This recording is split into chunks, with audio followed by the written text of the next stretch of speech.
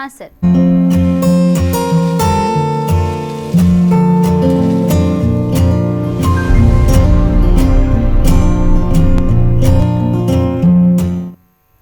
ಜಗತ್ತು ಬದಲಾಗ್ತಾ ಇದೆ, ಹಾಗೆ ನಾವು ಕೂಡ ಬದಲಾಗ್ತಾ ಇದ್ದೀವಿ. ತರಾವರಿ ಆಹಾರಗಳು, ತಪ್ಪು ಆಹಾರ ಕ್ರಮದಿಂದಾಗಿ ಬಂದಂತಹ ದೀರ್ಘಕಾಲೀನ ಕಾಯಿಲೆಗಳನ್ನ ನಿಸರ್ಗದತ್ತವಾಗಿ ಪರಿಹರಿಸುವ ಹಾಗೆ ಸಲಹೆ ಸೂಚನೆಯನ್ನ ನೀಡುವಂತಹ ವಿಶೇಷ ಕಾರ್ಯಕ್ರಮವೇ ಸ್ವಸ್ಥ ಆಯು. ನಮಸ್ಕಾರ ವೀಕ್ಷಕರೇ, ನಿಮ್ಗೆಲ್ರಿಗೂ ಈ ಸ್ವಸ್ಥ ಆಯು ಕಾರ್ಯಕ್ರಮಕ್ಕೆ ಸ್ವಾಗತ. ನಾನ್ ರಾಣಿ.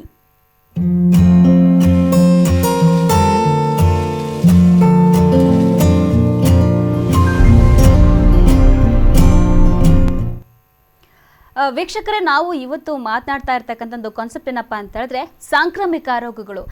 ಈಗ ಎಲ್ರಿಗೂ ಗೊತ್ತಿರೋ ವಿಚಾರ ಅಂತ ಹೇಳಿದ್ರೆ ಎಲ್ಲರೂ ಕೂಡ ಲಾಕ್ಡೌನ್ ಆಗಿದ್ದೀವಿ. ಮೇ 3ಕ್ಕೆ ಲಾಕ್ಡೌನ್ ಹೋಗುತ್ತೆ ಅಂತ ಕಾಯ್ತಾ ಇದ್ದಾರೆ. ಆದರೂ ಕೂಡ ಇನ್ನು 17 ತನಕ ಎಕ್ಸ್ಟೆಂಡ್ ಆಗಿದೆ. ಸೊ ಸಾಂಕ್ರಾಮಿಕ ರೋಗಕ್ಕೆ ಕರೋನಾ ಕೂಡ ಹೊರತಾಗಿಲ್ಲ.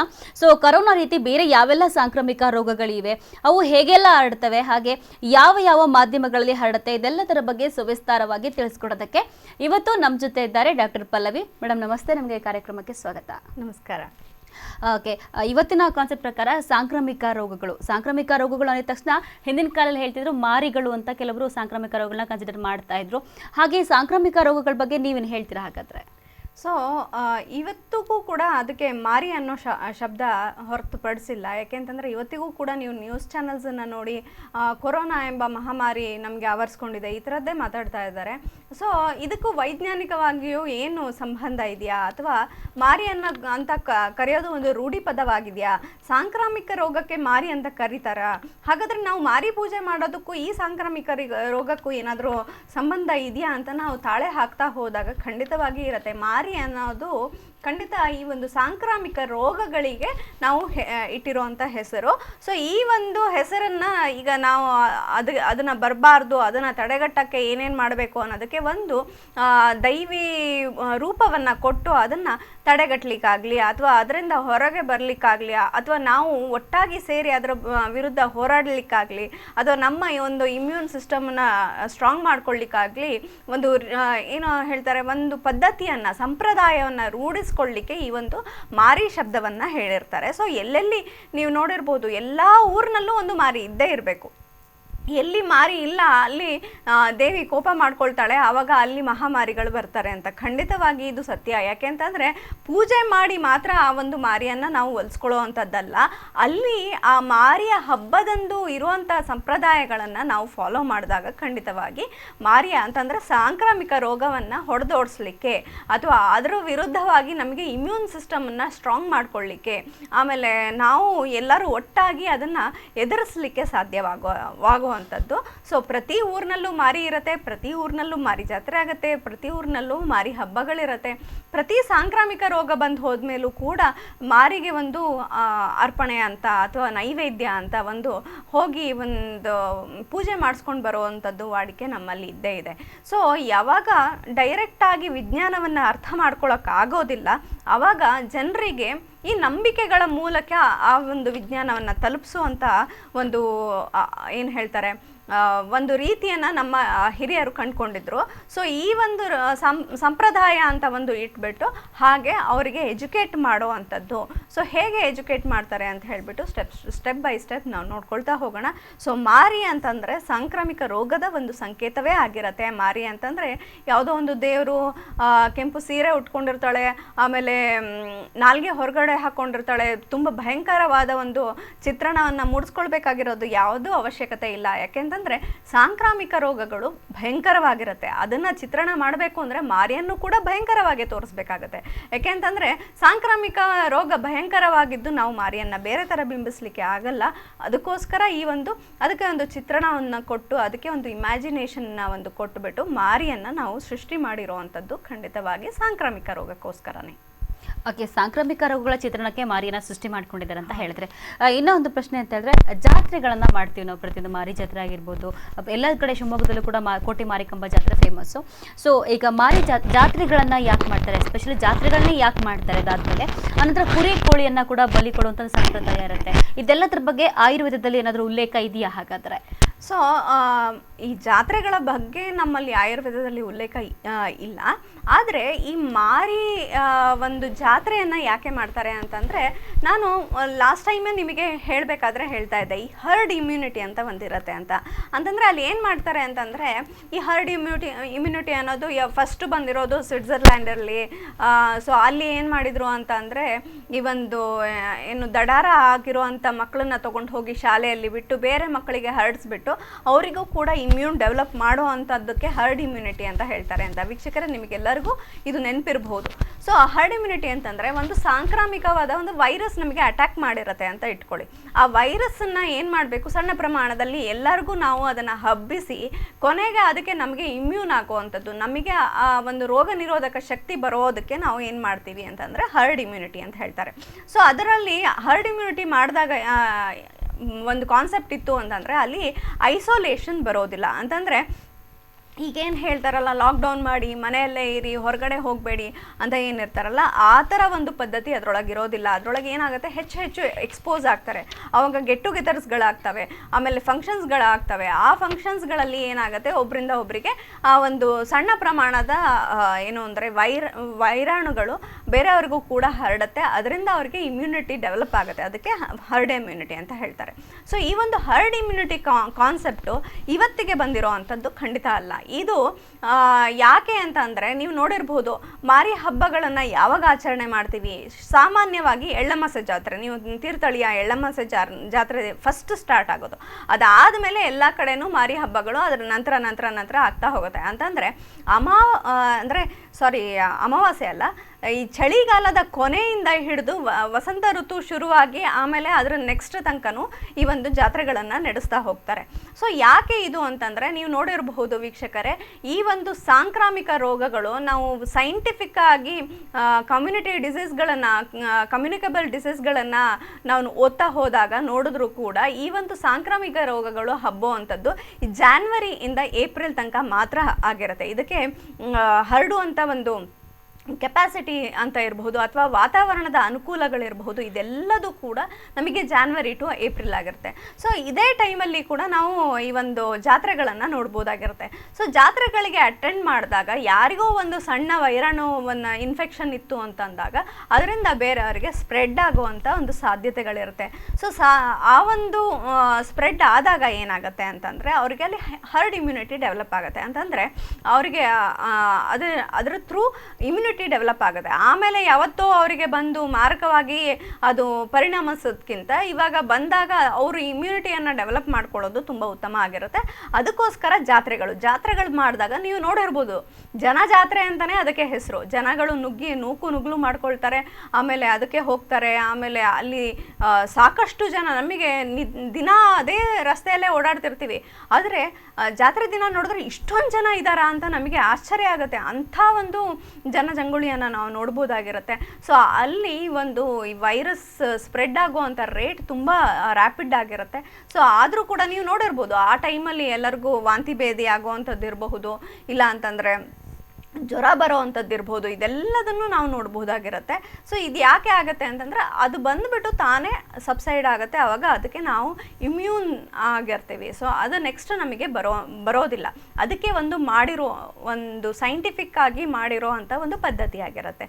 ಸೊ ಇನ್ನು ಕೋಳಿ ಕುರಿ ಯಾಕೆ ಕಡಿತಾರೆ, ಯಾಕೆ ಅದನ್ನು ಹಬ್ಬವಾಗಿ ಆಚರಣೆ ಮಾಡ್ತಾರೆ? ಬರೀ ಕೋಳಿ ಕುರಿ ಅಲ್ಲ, ಬೇರೆಯವರು ಕೂಡ ಈ ಒಬ್ಬಟ್ಟಿನ ಊಟ ಮಾಡ್ಕೊಳ್ಳೋದು, ಆ ಹಬ್ಬದ ಊಟ ಮಾಡಿಕೊಂಡು ಮನೆಯ ಮಂದಿಯವರೆಲ್ಲ ಸೇರಿಕೊಂಡು ಬೇರೆ ಊರಿನಿಂದ ನೆಂಟರುಗಳು ಬರುವಂಥದ್ದು ಯಾಕೆ ಈ ಥರ ಇರತ್ತೆ ಅಂತಂದರೆ, ಸೊ ಈಗ ಹರ್ಡ್ ಇಮ್ಯುನಿಟಿ ಆಯಿತು. ಏನು ಅಂತಂದರೆ, ನಾವು ಎಲ್ಲರ ಜೊತೆ ಸೇರಿದ್ವಿ, ನಮಗೆ ವೈರಲ್ ಇನ್ಫೆಕ್ಷನ್ ಬಂತು, ಬಟ್ ನಮಗೆ ಅದು ಕ್ಯೂರ್ ಆಗಬೇಕಲ್ವಾ, ನಮಗೆ ಒಂದು ಸ್ಟ್ರೆಂತ್ ಬೇಕಲ್ವಾ. ಸೊ ಹಿಂದಿನ ಕಾಲದಲ್ಲಿ ಏನು ಕೊರತೆ ಇತ್ತು ಅಂತಂದರೆ, ಆಹಾರದ ಕೊರತೆಯೇ ಮುಖ್ಯವಾಗಿ ಇದ್ದಿದ್ದು. ಸೊ ಅಲ್ಲಿ ಕುಪೋಷಣೆನೇ ಹೆಚ್ಚಾಗಿ ಇದ್ದಿದ್ದು. ಸೊ ಯಾವಾಗ ಈ ವೈರಲ್ಗಳು ಅಟ್ಯಾಕ್ ಮಾಡ್ತವೆ, ಆವಾಗ ನಮ್ಮ ಇಮ್ಯೂನ್ ಸಿಸ್ಟಮ್ ಚೆನ್ನಾಗಿದ್ದಾಗ, ಸ್ಟ್ರಾಂಗ್ ಇಮ್ಯೂನ್ ಸಿಸ್ಟಮ್ ಇದ್ದಾಗ ಮಾತ್ರ ನಾವು ಅದರ ವಿರುದ್ಧ ಹೋರಾಡಲಿಕ್ಕೆ ಆಗುತ್ತೆ. ಸೊ ಸ್ಟ್ರಾಂಗ್ ಇಮ್ಯೂನ್ ಸಿಸ್ಟಮ್ ಬೇಕು ಅಂತಂದರೆ ನಮಗೆ ಪೌಷ್ಟಿಕವಾದ ಆಹಾರಗಳು ಖಂಡಿತವಾಗಿ ಬೇಕಾಗಿರುತ್ತೆ. ಸೊ ಅದು ಮಾರಿ ಹಬ್ಬ ಇವತ್ತಿಗೆ ಇಲ್ಲಿ ಅಂತ ಒಂದು ಕಡೆ ಮಾಡ್ತಾರೆ, ಮುಗೀತು ಅಂತ ಇರಲ್ಲ. ಪ್ರತಿ ಊರಿನಲ್ಲೂ ಮಾರಿ ಜಾತ್ರೆ ಮಾಡ್ತಾರೆ.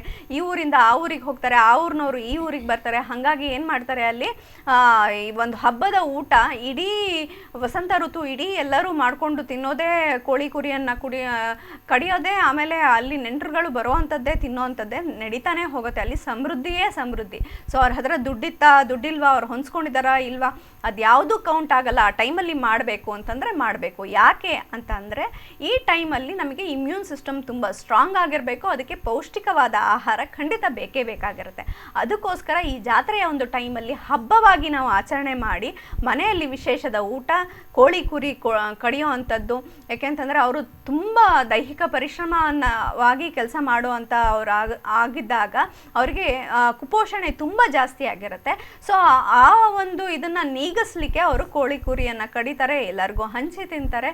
ಸೊ ಅವರೊಬ್ಬರೇ ಕೂತ್ಕೊಂಡು ಮಾಡೋದಿಲ್ಲ. ಜಾತ್ರೆಯಲ್ಲಿ ಯಾವಾಗಲೂ ಅಷ್ಟೇ ನೀವು ನೋಡಿರ್ಬೋದು, ಒಂದು ಮನೆಯಲ್ಲಿ ಸಾಮಾನ್ಯವಾಗಿ 2-3 ಜನ ಇದ್ದಾರೆ ಅಂತಂದರೆ ಜಾತ್ರೆ ದಿನ ನೋಡಿದ್ರೆ 20-30 ಜನ ಇರ್ತಾರೆ ಅಲ್ಲಿ. ಸೊ ಯಾಕೆ ಹೀಗೆ ಅಂತಂದರೆ ಎಲ್ಲರಿಗೂ ಹಂಚಿ ತಿನ್ನೋ ಅಂಥದ್ದು, ನಾವೆಲ್ಲರೂ ಸೇರಿ ಅದನ್ನು ಎದುರಿಸೋಣ ಅನ್ನೋ ಒಂದು ಏನು ಅಂತಂದರೆ ಸಂಕೇತವನ್ನು ಪ್ರತಿಬಿಂಬಿಸ್ಲಿಕ್ಕೋಸ್ಕರ ಈ ಮಾರಿ ಜಾತ್ರೆಯನ್ನು ಆಚರಿಸ್ತಾರೆ. ಅಲ್ಲಿ ಕೋಳಿ ಕುರಿಯನ್ನು ಮಾಡ್ತಾರೆ, ಆಮೇಲೆ ಹಬ್ಬದ ಊಟವನ್ನು ಮಾಡ್ತಾರೆ, ಪೌಷ್ಟಿಕ ಆಹಾರವನ್ನು ಮಾಡ್ತಾರೆ. ಖಂಡಿತವಾಗಿ ಅವಾಗ ಏನಾಗುತ್ತೆ, ನಮ್ಮ ಇಮ್ಯೂನ್ ಸಿಸ್ಟಮ್ ಡೆವಲಪ್ ಆಗ್ತಾ ಹೋಗುತ್ತೆ. ಹರ್ಡ್ ಇಮ್ಯುನಿಟಿಯಿಂದ ಬಂದಿರೋ ಅಂತ ಅಂದರೆ ಬೇರೆಯವರಿಗೆ ಎಕ್ಸ್ಪೋಸ್ ಆಗಿ ಅಂತಂದರೆ ವೈರಸ್ ಇನ್ಫೆಕ್ಷನ್ ಇರೋರಿಗೆ ನಾವು ಎಕ್ಸ್ಪೋಸ್ ಆಗಿ ನಮಗೆ ಬಂದಿರೋ ಅಂಥ ವೈರಸ್ಗಳು ಕೂಡ ಅಲ್ಲೇ ಶಾಂತವಾಗುತ್ತೆ. ನಮ್ಮಲ್ಲೇ ಒಂದು ಇಮ್ಯೂನ್ ಸಿಸ್ಟಮ್ ಡೆವಲಪ್ ಆಗ್ತಾ ಹೋಗುತ್ತೆ. ನೆಕ್ಸ್ಟ್ ಅದೇ ನಮಗೆ ಕಾಯಿಲೆ ಇನ್ನೊಂದು ಸತಿ ಬಂತು ಅಂತಂದರೆ ನಮಗೆ ತಾಗೋದಿಲ್ಲ. ಯಾಕೆಂದರೆ ಇಮ್ಯೂನ್ ಸಿಸ್ಟಮ್ ಗಟ್ಟಿಯಾಗಿರುತ್ತೆ, ಆ್ಯಂಟಿಜೆನ್ಸ್ ಆ್ಯಂಟಿಬಾಡೀಸ್ ನಮ್ಮಲ್ಲಿ ಕ್ರಿಯೇಟ್ ಆಗಿರುತ್ತೆ. ಅದಕ್ಕೋಸ್ಕರ ಏನು ಮಾಡ್ತಾರೆ ಅಂತಂದರೆ ಈ ಒಂದು ಮಾರಿ ಹಬ್ಬದ ಒಂದು ಕಾನ್ಸೆಪ್ಟನ್ನು ಇಟ್ಟಿರೋ ಅಂಥದ್ದು.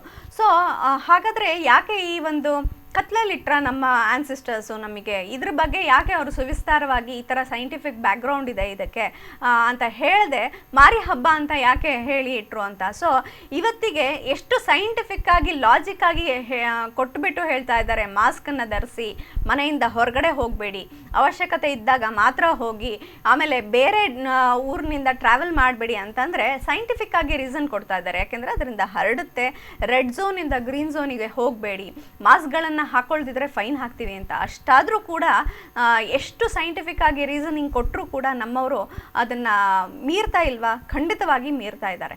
ಆದರೆ ದೇವರ ಹೆಸರಲ್ಲಿ ಕೊಟ್ಟಾಗ ಏನು ಮಾಡ್ತಾರೆ, ಅದನ್ನು ಮೀರೋದಿಲ್ಲ. ಅದನ್ನು ಒಂದು ಭಕ್ತಿಯಿಂದ ಅವರು ಫಾಲೋವನ್ನು ಮಾಡ್ತಾರೆ. ಸೊ ಅದಕ್ಕೆ ಏನು ಮಾಡಿದ್ರು ಅಂತಂದರೆ, ಹೇಗೋ ನಮ್ಮ ಜನ ಹೀಗೆ ಸೈಂಟಿಫಿಕ್ ಆಗಿ ರೀಸನಿಂಗ್ ಕೊಟ್ಟು ಹೇಳ್ತೀನಿ ಅಂತಂದರೆ ಕೇಳೋರು ಯಾರೂ ಇಲ್ಲ.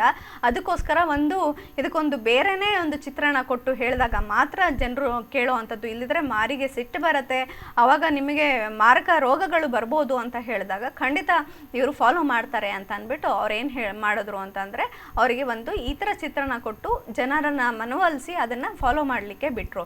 ಸೊ ಇವತ್ತಿಗೂ ಕೂಡ ನಾವು ಮಾಸ್ಕನ್ನು ಧರಿಸ್ಬೇಕು, ಸ್ಯಾನಿಟೈಸರ್ಗಳನ್ನು ಉಪಯೋಗಿಸ್ಬೇಕು, ಹೊರಗಡೆ ಹೋಗಿ ಬಂದಾಗ ಕೈಕಾಲು ಮುಖ ತೊಳಿಬೇಕು, ಇಲ್ಲ ಸ್ನಾನ ಮಾಡಬೇಕು, ಬಟ್ಟೆಗಳನ್ನು ಬದಲಾಯಿಸಬೇಕು ಅನ್ನೋದಕ್ಕೂ ಕೂಡ ಯಾವ್ದಾದ್ರು ಒಂದು ಸಂಪ್ರದಾಯವನ್ನು ಇಟ್ಟರೆ ಖಂಡಿತವಾಗಿ ಜನರು ಫಾಲೋ ಮಾಡ್ತಾರೆ. ಯಾವ್ದಾದ್ರು ಒಂದು ದೇವರನ್ನ ಚಿತ್ರಣ ಕೊಟ್ಟು ಅವರು ಹೇಳಿದ್ರೆ ಖಂಡಿತವಾಗಿ ಫಾಲೋ ಮಾಡ್ತಾರೆ. ಅದಿಲ್ಲದೆ ಇದ್ದರೆ ಎಷ್ಟು ಲಾಜಿಕ್ ಆಗಿ ಎಷ್ಟು ಸೈಂಟಿಫಿಕ್ ಆಗಿ ಹೇಳಿದ್ರೂ ಕೂಡ ಯಾರೂ ಕೂಡ ಫಾಲೋ ಮಾಡುವಂಥದ್ದು ನಾವು ನೋಡೋದಿಲ್ಲ. ಅದಕ್ಕೋಸ್ಕರನೇ ಏನಾಗ್ತಾ ಇದೆ, ಬೇರೆ ದೇಶದಲ್ಲಿ ಎಲ್ಲ ಕಡೆ ಬಂದರೂ ಕೂಡ ನಮ್ಮಲ್ಲೂ ಕೂಡ ಅಷ್ಟೇ ಸ್ಪ್ರೆಡ್ ಆಗ್ತಾ ಇದೆ. ಯಾಕೆ ಅಂತಂದರೆ ಹೇಳಿದ್ದು ಅರ್ಥ ಮಾಡ್ಕೊಳ್ತಾ ಇಲ್ಲ ಜನರಿಗೆ ಹೇಳಿದ್ದನ್ನು ಅರ್ಥ ಮಾಡ್ಕೊಳ್ಬೇಕು ಅಂದರೆ ಅವರ ಭಾಷೆಯಲ್ಲೇ ಹೇಳಬೇಕಾಗಿರುತ್ತೆ. ಅದನ್ನೇ ನಮ್ಮ ಬುದ್ಧಿವಂತ ಆನ್ಸಿಸ್ಟರ್ಸ್ ಈ ಥರ ಮಾಡಿರ್ತಾರೆ ಖಂಡಿತವಾಗಿ. ಓಕೆ, ನಮ್ಮ ಜನಕ್ಕೆ ಶಂಕದಿಂದ ಬಂದರೆ ಮಾತ್ರ ತೀರ್ಥ ಅಂತ ಅನ್ನೋದನ್ನ ಸುವಿಸ್ತಾರವಾಗಿ ತಿಳಿಸ್ಕೊಟ್ರಿ. ಈಗಲೇ ಹೇಳ್ತಾ ಇದ್ರಿ, ನಮ್ಮ ಜನಕ್ಕೆ ಸುಮ್ಮನೆ ಯಾರೋ ಹೇಳಿದ್ದಾರೆ ಮಾಡು ಅಂತ ಹೇಳಿದ್ರೆ ಮಾಡಲಿಕ್ಕಿಲ್ಲ. ಸೊ ಈ ರೀತಿ ಒಂದು ದೇವಿಯ ಒಂದು ರೂಪವನ್ನು ಕೊಟ್ಟು ಈ ರೀತಿ ದೇವಿ ಇಲ್ಲಂದರೆ ಕೋಪ ಮಾಡ್ಕೋತಾಳೆ, ಕಷ್ಟ ಕೊಡ್ತಾಳೆ ಅಂತ ಹೇಳಿದ್ರೆ ಜನ ಮಾಡ್ತಾರೆ ಅಂತ ಹೇಳಿದ್ರೆ, ಚಿಕ್ಕದಾಗಿ ಹೇಳ್ಬೇಕಂದ್ರೆ ಶಂಕದಿಂದ ಬಂದರೆ ಮಾತ್ರ ತೀರ್ಥ ಅಂತ ಹೇಳಿದ್ರೆ ತಪ್ಪಾಗೋದಿಲ್ಲ. ಇನ್ನು ಸಾಂಕ್ರಾಮಿಕ ರೋಗಗಳ ಹರಡ ಬಗ್ಗೆ ಯಾಕೆ ಹರಡ್ತವೆ ಅನ್ನೋದ್ರ ಬಗ್ಗೆ ತಿಳಿಸ್ಕೊಟ್ರಿ. ಇನ್ನು ಸಾಂಕ್ರಾಮಿಕ ರೋಗಗಳು ಯಾವ ಮಾಧ್ಯಮಗಳ ಮುಖಾಂತರ ಹರಡ್ತವೆ ಹಾಗಾದರೆ? ಸೊ ಸಾಂಕ್ರಾಮಿಕ ರೋಗಗಳು ಆಯುರ್ವೇದದ ಪ್ರಕಾರ ಯಾವುದ್ಯಾವ್ದ್ರ ಥ್ರೂ ಇದನ್ನು ಹರಡುತ್ತೆ ಅಂತ ಹೇಳಿರ್ತಾರೆ ಅಂತಂದರೆ ಖಂಡಿತವಾಗಿ ಗಾಳಿ, ನೀರು ಮತ್ತು ಸ್ಪರ್ಶದಿಂದ ಮತ್ತು ಆ ದೇಶ ಮತ್ತು ಕಾಲದಿಂದ ಅಂತ ಹೇಳಿರ್ತಾರೆ. ಸೊ ಹೌದಾ, ಹಾಗಾದರೆ ಕಾಲ ಇದಕ್ಕೆ ತುಂಬ ಇಂಪಾರ್ಟೆಂಟಾ, ಕಾಲ ಇದಕ್ಕೆ ಇದ್ರ ಮೇಲೆ ಇನ್ಫ್ಲೂಯೆನ್ಸ್ ಇದೆಯಾ ಅಂತ ಕೇಳಿದ್ರೆ ಖಂಡಿತವಾಗಿ ಇದೆ. ನಾವು ಒಂದೊಂದೇ ಕಾಯಿಲೆಗಳನ್ನು ನೋಡ್ಕೊಳ್ತಾ ಬಂದಾಗ ನಮಗೆ ಗೊತ್ತಾಗುತ್ತೆ. ಸೊ ಇದು ಎಸ್ಪೆಷಲಿ ವಸಂತ ಋತುವಲ್ಲೇ, ನಾನು ಅದಕ್ಕೆ ಹೇಳಿದೆ ಈ ಮಾರಿ ಹಬ್ಬಗಳು ಆಗೋ ಅಂಥದ್ದು ವಸಂತ ಋತುವಲ್ಲೇ ಮಾಡಿರ್ತಾರೆ. ಒಂದು ಚಳಿಗಾಲ ಮುಗಿದು ವಸಂತ ಋತು ಬರೋ ಅಂಥ ಟೈಮು, ಇಲ್ಲ ಚಳಿಗಾಲದ ಎಂಡಲ್ಲಿ ನಾವು ಮಾರಿ ಹಬ್ಬಗಳನ್ನು ಮಾಡುವಂಥದ್ದು. ಯಾಕೆಂದರೆ ಆವಾಗಲೇ ನಮ್ಮ ಇಮ್ಯೂನ್ ಸಿಸ್ಟಮ್ನ ನಾವು ಸ್ಟ್ರಾಂಗ್ ಮಾಡ್ಕೊಳ್ಳಿಕ್ಕೋಸ್ಕರ ಈ ಒಂದು ಹಬ್ಬಗಳನ್ನು ಮಾಡುವಂಥದ್ದು. ಖಂಡಿತವಾಗಿ ಈ ಒಂದು ವಸಂತ ಋತುವಿನಲ್ಲಿ ನಮಗೆ ಈ ಒಂದು ಸಾಂಕ್ರಾಮಿಕ ರೋಗಗಳು ಬರೋ ಅಂಥದ್ದನ್ನು ನಮ್ಮಲ್ಲಿ ಆಯುರ್ವೇದದಲ್ಲಿ ಉಲ್ಲೇಖವಿದೆ.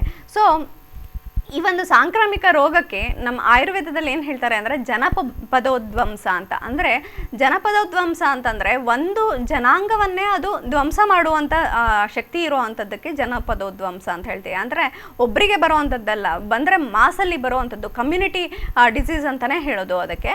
ಸೊ ಕಮ್ಯುನಿಟಿ ಡಿಸೀಸ್ ಅಂದರೆ ಇಡೀ ಕಮ್ಯುನಿಟಿಗೆ ಹರಡುವಂಥದ್ದಕ್ಕೆ ಜನಪದೋದ್ವಂಸ ಅಂತ ಹೇಳ್ತಾರೆ. ಸೊ ಈ ಒಂದು ಜನಪದೋದ್ವಂಸದ ಉಲ್ಲೇಖ ಖಂಡಿತವಾಗಿ ಆಯುರ್ವೇದದಲ್ಲಿ ಇದೆ. ಆಯುರ್ವೇದ ಅನ್ನೋದು ಇಂಡಿವಿಜುವಲಿಸ್ಟಿಕ್ ಸೈನ್ಸ್ ಅಂತಂದರೆ ಜ್ವರ ಬಂತು ಅಂತಂದರೆ ಎಲ್ಲರಿಗೂ ಒಂದೇ ಥರ ಮೆಡಿಸಿನ್ಸ್ ಖಂಡಿತವಾಗಿ ಆಯುರ್ವೇದದಲ್ಲಿ ಕೊಡಲಿಕ್ಕಾಗೋದಿಲ್ಲ. ಯಾಕೆಂದರೆ ಬರೀ ಜ್ವರಕ್ಕೆ 1500ರಿಂದ 2000ವರೆಗೆ ನಮ್ಮಲ್ಲಿ ಫಾರ್ಮುಲೇಷನ್ಸ್ ಇದೆ. ಹಾಗಾದರೆ ಯಾರಿಗೆ ಯಾವುದನ್ನು ಕೊಡ್ತೀರಾ? ಆಮೇಲೆ ಅದರ ಕಾಂಬಿನೇಷನ್ ಕೂಡ ಚೇಂಜ್ ಮಾಡ್ಕೊಳ್ತಾ ಕೊಡ್ಬೋದಾಗಿರುತ್ತೆ. ಸೊ ಹಾಗಾದರೆ ಯಾರಿಗೆ ಯಾವ್ದು ಕೊಡ್ತೀರಾ ಅಂತಂದರೆ ಪ್ರತಿಯೊಬ್ಬರನ್ನು ನಾವು ದೋಷವನ್ನು ಅಸೆಸ್ ಮಾಡಿ ನಂತರನೇ ಅವರಿಗೆ ಔಷಧಿಯನ್ನು ಕೊಡಬೇಕಾಗಿರುತ್ತೆ ವಿನಃ ಇದು ಜ್ವರಕ್ಕಾಗತ್ತೆ ಅಂತ ಎಲ್ಲರಿಗೂ ಕೊಡಲಿಕ್ಕಾಗೋದಿಲ್ಲ. ಸೊ ಆಯುರ್ವೇದ ಮೆಡಿಸಿನ್ಸ್ ಏನು ಆನ್ ಕೌಂಟರ್ ಮೆಡಿಸಿನ್ಸ್ ಇರುತ್ತೆ ಅಂತಂದರೆ ನೀವು ಹೋಗ್ಬಿಟ್ಟು ಡಿಸ್ಪೆನ್ಸರಿಯಲ್ಲಿ ಡೈರೆಕ್ಟಾಗಿ ತೊಗೊಳ್ಳೋವಂಥದ್ದು. ಸೊ ನನಗೆ ಜ್ವರ ಬಂದಿದೆ, ಈ ಮಾತ್ರೆಯನ್ನು ಕೊಡಿ ಅಂತಂದರೆ ಅವ್ರಿಗೆ ಅದು ವರ್ಕ್ ಆಗೋದಿಲ್ಲ. ಅವಾಗ ಏನಂತಾರೆ ಅವರು, ಆಯುರ್ವೇದ ವೇಸ್ಟು, ಇದು ವರ್ಕೇ ಆಗೋದಿಲ್ಲ ಅಂತ. ಖಂಡಿತ ಅಲ್ಲ.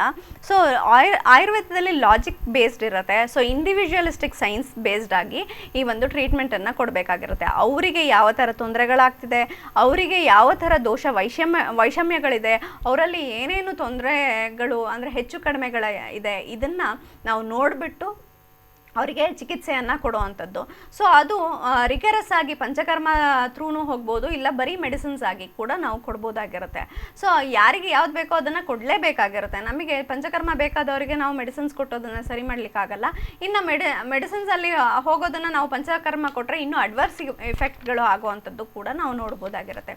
ಸೊ ಈ ಒಂದು ಜನಪದೋದ್ವಂಸ ನಮ್ಮಲ್ಲಿ ಆಯುರ್ವೇದದಲ್ಲಿ ಎಷ್ಟು ಸುವಿಸ್ತಾರವಾಗಿ ಹೇಳಿದ್ದಾರೆ ಅಂತಂದರೆ, ಸೊ ಇದಕ್ಕೆ ಏನೇನು ಮಾಡಬೇಕು, ಇದಕ್ಕೆ ಪರಿಹಾರಗಳೇನು ಅಂತ ಕೂಡ ಹೇಳಿದ್ದಾರೆ.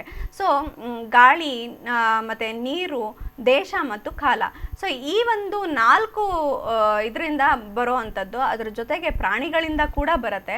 ಸೊ ಯಾಕೆ ಹೀಗೆ ಅಂತಂದರೆ ಯಾವುದೇ ದೋಷಗಳಿರಬಹುದು, ಯಾವುದೇ ಇಂಡಿವಿಜುವಲಿಟಿ ಇರಬಹುದು.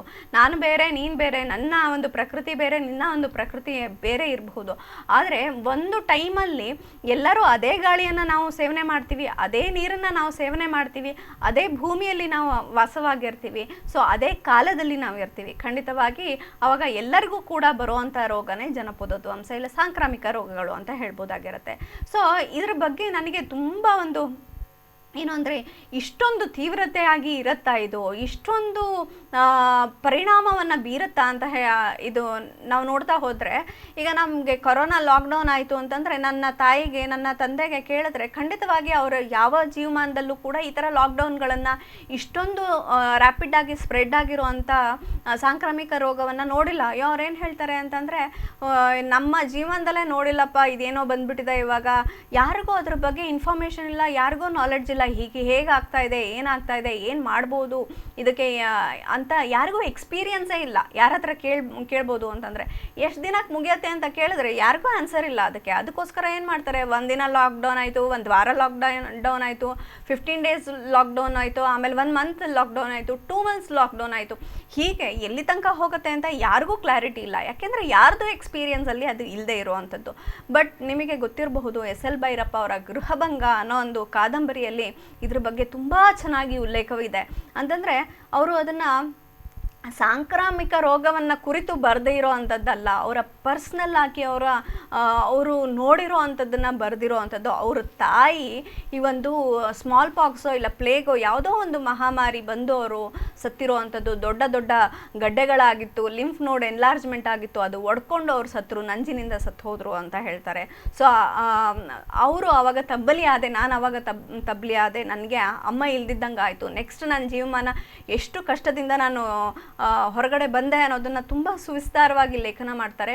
ಸೊ ಆವಾಗ ಅದು ಬಂತು ಅಂದ ತಕ್ಷಣ ಎಲ್ಲರೂ ಮಾರಿ ಗುಡಿಗೆ ಹೋಗೋದು, ತಮ್ಮ ಬಾಗಿನವನ್ನು ಅರ್ಪಿಸೋದು ಎಲ್ಲದನ್ನೂ ಮಾಡಿದ್ರೂ ಕೂಡ ಅವಾಗ ಅದು ಕಂಟ್ರೋಲಿಗೆ ಬರಲಿಲ್ಲ. ಸಾಕಷ್ಟು ಜನ ಸತ್ತಿರೋದನ್ನು ನಾವು ನೋಡ್ಬೋದಾಗಿರುತ್ತೆ. ಸೊ ಇದರ ಹಿಸ್ಟ್ರಿಯನ್ನು ನಾವು ನೋಡ್ತಾ ಹೋದರೆ ಎಲ್ಲೆಲ್ಲಿ ಇದರ ಉಲ್ಲೇಖವಿದೆ ಅಂತಂದರೆ ಖಂಡಿತವಾಗಿ 1600ನೇ ಇಸ್ವಿಯಲ್ಲಿ ಇದರಲ್ಲಿ ಸತ್ತಿರೋರ ಸಂಖ್ಯೆ 1.5 ಕೋಟಿ ಜನ ಬರೀ ಭಾರತದಲ್ಲಿ ಸತ್ತಿರೋದು ಪ್ಲೇಗ್ನಿಂದ. ಪ್ಲೇಗ್ ಎಂಬ ಮಹಾಮಾರಿಯಿಂದ ಸತ್ತಿರೋವಂಥದ್ದು. ಅದಕ್ಕೆ ಜನ ಮೊನ್ನೆ ತನಕ ನಾನು ಕೇಳಿದ್ದೀನಿ, ನನ್ನ ಅಜ್ಜಿ ಹೇಳ್ತಿರೋದು, ಬಿದಿರು ಹೂ ಬಿಟ್ಟು ಇದಾಗ್ತಾ ಇದೆಯಾ, ಅಕ್ಕಿ ಬೀಳ್ತಾ ಇದೆಯಾ, ಹಾಗಾದರೆ ಪ್ಲೇಗ್ ಬರುತ್ತೆ, ಪ್ಲೇಗ್ ಮಹಾಮಾರಿ ಬಂತು ಅಂತಂದರೆ ಎಲ್ಲರನ್ನೂ ತೊಗೊಂಡು ಹೋಗುತ್ತೆ ಅದು ಅಂತ. ಸೊ ಪ್ಲೇಗ್ ಅನ್ನೋದು ನಮ್ಮ ಇಲಿಯಿಂದ ಬರುವಂಥದ್ದು. ಬಿದಿರು ಅಕ್ಕಿ ಬಂದಾಗ ಅದರ ಒಂದು ಸಂಖ್ಯೆ ತುಂಬ ಜಾಸ್ತಿ ಆಗುತ್ತೆ. ಯಾಕೆಂತಂದರೆ ಇವಾಗ ಏನು ಅಂದರೆ ಅದು ಒಳಗಡೆ ಬರಬೇಕು, ನಾವು ಶೇಖರಿಸಿ ಇಟ್ಟಿದ್ದನ್ನು ತಿನ್ನಬೇಕು, ಅಥವಾ ಉಳಿದಿದ್ದು ಇನ್ನೇನೋ ಒಂಚೂರು ಸಿಕ್ತು ಪತ್ತು ಅಂತ ತಿನ್ನಬೇಕು ಅಷ್ಟೇ. ಆದರೆ ಬಿದ್ರದ್ದು ಅಕ್ಕಿ ಬರೋಕ್ಕೆ ಶುರುವಾಯಿತು ಅಂದರೆ ಅವು ಯಾವನ್ನು ಕೇಳೋದು ಬೇಡ ಹೇಳೋದು ಬೇಡ, ಅವರಿಗೆ ಬೀದಿಯಲ್ಲಿ ಅಕ್ಕಿ ಅಥವಾ ಆಹಾರ ಸಿಗ್ತಾ ಹೋಗುತ್ತೆ. ಆವಾಗ ಅವರ ರಿಪ್ರೊಡಕ್ಷನ್ ತುಂಬ ಜಾಸ್ತಿ ಆದಾಗ ಏನಾಗುತ್ತೆ ಅಂತಂದರೆ ಆವಾಗ ಪ್ಲೇಗ್ ಬರೋವಂಥದ್ದನ್ನು ನಾವು ನೋಡ್ಬೋದಾಗಿರುತ್ತೆ. ಇದು 1600ನೇ ಇಸ್ವಿಯಲ್ಲಿ ಪ್ಲೇಗಿನ ಒಂದು ಉಲ್ಲೇಖ ನಾವು ನೋಡ್ಬೋದಾಗಿರುತ್ತೆ. ಅದಕ್ಕೆ 1.5 ಕೋಟಿ ಜನ ಬರೀ ಭಾರತದಲ್ಲಿ ಸತ್ತಿದ್ದಾರೆ. ನೀವು ಯೋಚನೆ ಮಾಡಿ ವೀಕ್ಷಕರೇ, ಎಷ್ಟು ತೀವ್ರತೆಯಾಗಿತ್ತು ಅಂತ. ಹಾಗೆ ನಾವು ಇನ್ಫ್ಲೂಯೆನ್ಸಾ 1970ರಲ್ಲಿ 70ನೇ ಇಸ್ವಿಯಲ್ಲಿ ನಾವು ನೋಡ್ಬೋದಾಗಿರುತ್ತೆ. ಸೊ 1930ನೇ ಇಸ್ವಿಯಲ್ಲಿ ನಾವು ಇನ್ಫ್ಲೂಯೆನ್ಸಾ. ಸೊ ಈ ಇನ್ಫ್ಲೂಯೆನ್ಸಾ ಅಂತ ಅಂದರೆ ಏನು ಅಂತಂದರೆ ಅದು ಒಂಥರ ಜ್ವರದ ಒಂದು ಲಕ್ಷಣಗಳು. ಸೊ ಜ್ವರ ಬಂದು ಸಾಕಷ್ಟು ಜನ ಸತ್ತಿದ್ದಾರೆ. ಸೊ ಇಲ್ಲಿ ನಮ್ಮ ದೇಶದಲ್ಲಿ 1300 ಲಕ್ಷ ಜನ ಅಂತಂದರೆ 1 ಕೋಟಿ ಹತ್ತಿರ ಜನ ಈ ಒಂದು ಬರೀ ಭಾರತದಲ್ಲಿ ಇನ್ಫ್ಲೂಯೆನ್ಸಾದಿಂದ ಸತ್ತಿರೋ ಅಂಥ ಉಲ್ಲೇಖ ಕೂಡ ನಾವು ನೋಡ್ಬೋದಾಗಿರುತ್ತೆ. ಸೊ ಅದಕ್ಕೆ ಕರೆಕ್ಟಾಗಿ ಯಾವ ದಿನ ಸ್ಟಾರ್ಟ್ ಆಯಿತು, ಯಾವ ದಿನ ಮುಗೀತು ಅನ್ನೋ ಒಂದು ಉಲ್ಲೇಖ ಕೂಡ ನಾವು ನೋಡ್ಬೋದಾಗಿರುತ್ತೆ. ಹಾಗೆ ಸ್ಮಾಲ್ ಪಾಕ್ಸ್ ಕೂಡ ತುಂಬ ಒಂದು ದೊಡ್ಡ ಮಹಾಮಾರಿ. ಅದು ಇತ್ತೀಚಿನವರೆಗೂ ನಾವು ನೋಡ್ಬೋದಾಗಿತ್ತು. ಸೊ ಲಾಸ್ಟ್ ಕಂಡಿದ್ದು 1970ನೇ ಇಸ್ವಿ ಬಿಹಾರದಲ್ಲಿ ಅಂತ ಹೇಳ್ತಾರೆ. ಸೊ ಅಲ್ಲಿ ತನಕನೂ ಸ್ಮಾಲ್ ಪಾಕ್ಸ್ ಇತ್ತು. ಸ್ಮಾಲ್ ಪಾಕ್ಸ್ ಬಂದು ಕೂಡ ಸಾಕಷ್ಟು ಜನ ಸತ್ತಿರೋದು, ಜನ ಅಲ್ಲ ಸಣ್ಣ ಮಕ್ಕಳು ಸತ್ತಿರೋದನ್ನು ನಾವು ನೋಡ್ಬೋದಾಗಿರುತ್ತೆ. ಬಟ್ ಇವತ್ತಿಗೆ ವಿಜ್ಞಾನ ಎಷ್ಟು ಚೆನ್ನಾಗಿ ಮುಂದುವರೆದಿದೆ ಅಂತಂದರೆ ಸ್ಮಾಲ್ ಪಾಕ್ಸ್ ಇರಾಡಿಕೇಟ್ ಆಗಿಬಿಟ್ಟಿದೆ. ಅಂತಂದರೆ ಮತ್ತೆ ಸ್ಮಾಲ್ ಪಾಕ್ಸ್ ಬರೋದೇ ಇಲ್ಲ ಅಂತ ಒಂದು ಔಷಧಿ ಮತ್ತು ವ್ಯಾಕ್ಸಿನೇಷನ್, ಇಮ್ಯುನೈಸೇಷನ್ನಿಂದ ನಾವು ಏನು ಮಾಡಿದ್ದೀವಿ, ಇದನ್ನು ಓವರ್ಕಮ್ ಮಾಡ್ಕೊಂಡಿದ್ದೀವಿ. ಸೊ ಇವತ್ತಿಗೆ ಸ್ಮಾಲ್ ಪಾಕ್ಸಿಂದ ಮತ್ತು ಬೇರೆ ಬೇರೆ ಕಾಯಿಲೆಗಳಿಂದ ನಾವು ಸಾಯೋದನ್ನು ಕಡಿಮೆ ಮಾಡ್ಕೊಂಡಿದ್ದೀವಿ.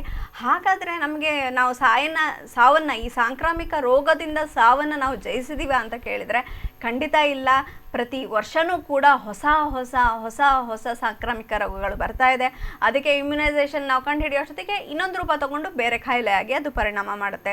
ಸೊ ಇದಕ್ಕೆ ಏನು ಮಾಡಬೇಕು ಅಂತಂದರೆ ಖಂಡಿತವಾಗಿ ನಮ್ಮ ಒಂದು ವಾತಾವರಣನ ನಾವು ಚೆನ್ನಾಗಿಟ್ಕೊಳ್ಬೇಕು, ನಮ್ಮ ಜನಸಂಖ್ಯಾ ಸ್ಫೋಟವನ್ನು ಕಂಟ್ರೋಲಲ್ಲಿ ಇಟ್ಕೊಳ್ಬೇಕು. ಆವಾಗ ಮಾತ್ರ ಏನಾಗುತ್ತೆ, ಈ ಒಂದು ಸಾಂಕ್ರಾಮಿಕ ರೋಗವನ್ನು ನಾವು ಹತೋಟಿಯಲ್ಲಿ ಇಟ್ಕೊಳ್ಳೋಕ್ಕೆ, ಇಲ್ಲ ಅಂತಂದರೆ ಒಂದು ಓವರ್ಕಮ್ ಮಾಡ್ಕೊಳ್ಳಿಕ್ಕೆ ಉಪಯೋಗ ಆಗತ್ತೆ.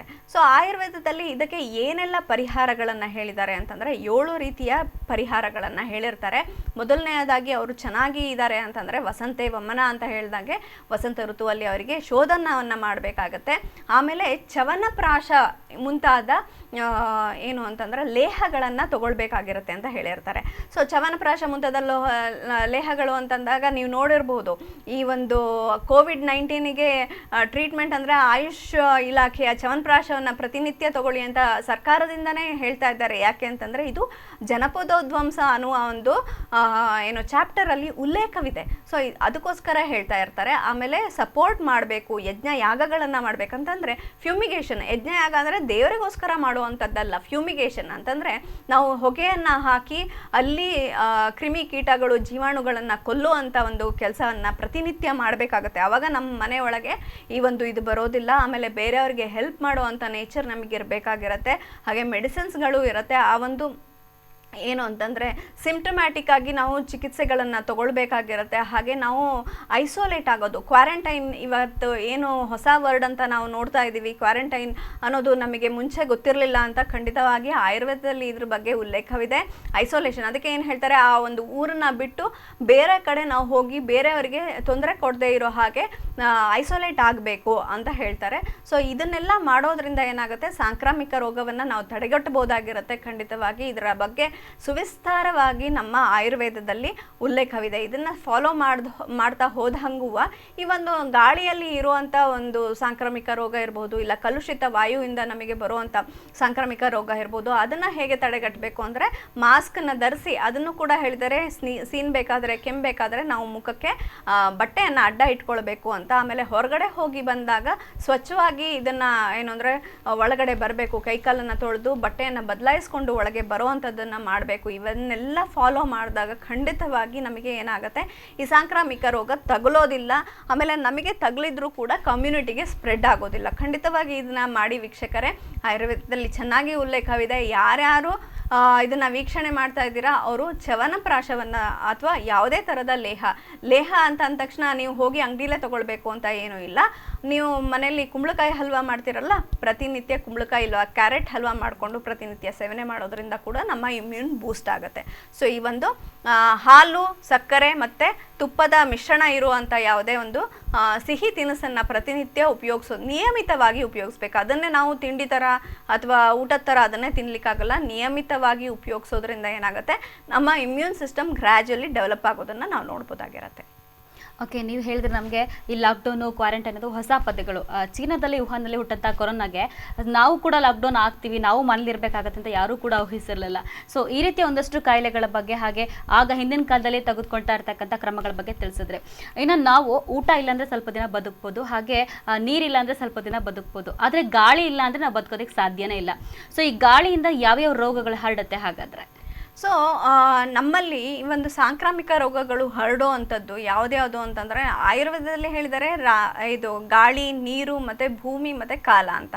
ಬಟ್ ಅಲೋಪತಿ ಸಿಸ್ಟಮಲ್ಲಿ ಅಥವಾ ಮಾಡರ್ನ್ ಮೆಡಿಸಿನ್ಸಲ್ಲಿ ಇದಕ್ಕೆ ಇನ್ನೂ ಒಂದಷ್ಟು ಆ್ಯಡಪ್ ಮಾಡಿಬಿಟ್ಟು ಗಾಳಿ, ನೀರು ಮತ್ತು ಆಹಾರ ಮತ್ತು ನಮ್ಮ ಇನ್ಸೆಕ್ಟ್ಸ್ ಅಂತಂದರೆ ಕ್ರಿಮಿಗಳು, ಜಂತುಗಳು ಅಂತ ಹೇಳ್ಬೋದು, ಜಂತುಗಳು ಮತ್ತು ಆ್ಯನಿಮಲ್ಸ್ ಅಂತಂದರೆ ನಮ್ಮ ಪ್ರಾಣಿಗಳು, ನಮ್ಮ ಸುತ್ತಮುತ್ತಲು ಇರುವಂಥ ಪ್ರಾಣಿಗಳಿಂದ ಕೂಡ ಈ ಒಂದು ಸಾಂಕ್ರಾಮಿಕ ರೋಗ ಹರಡ್ಬೋದು. ಆಮೇಲೆ ಮನುಷ್ಯನಿಂದ ಮನುಷ್ಯನಿಗೆ ಹರಡುವಂಥದ್ದು. ಇವತ್ತು ನಿಮ್ಗೆ ಗೊತ್ತಿರಬಹುದು, ಕೊರೋನಾ ವೈರಸ್ ಯಾವುದೇ ಒಂದು ಪ್ರಾಣಿಗೆ ಅಥವಾ ಪಕ್ಷಿಗೆ ಇಲ್ಲ ಅಂತಂದರೆ ಗಿಡ ಮರಗಳಿಗೆ ಬಂದಿಲ್ಲ, ಅದು ಬರ್ತಾ ಇರೋದು ಮನುಷ್ಯನಿಗೆ ಮಾತ್ರ, ಮನುಷ್ಯನಿಂದ ಮನುಷ್ಯನಿಗೆ ಹಬ್ತಾ ಇರೋವಂಥದ್ದು.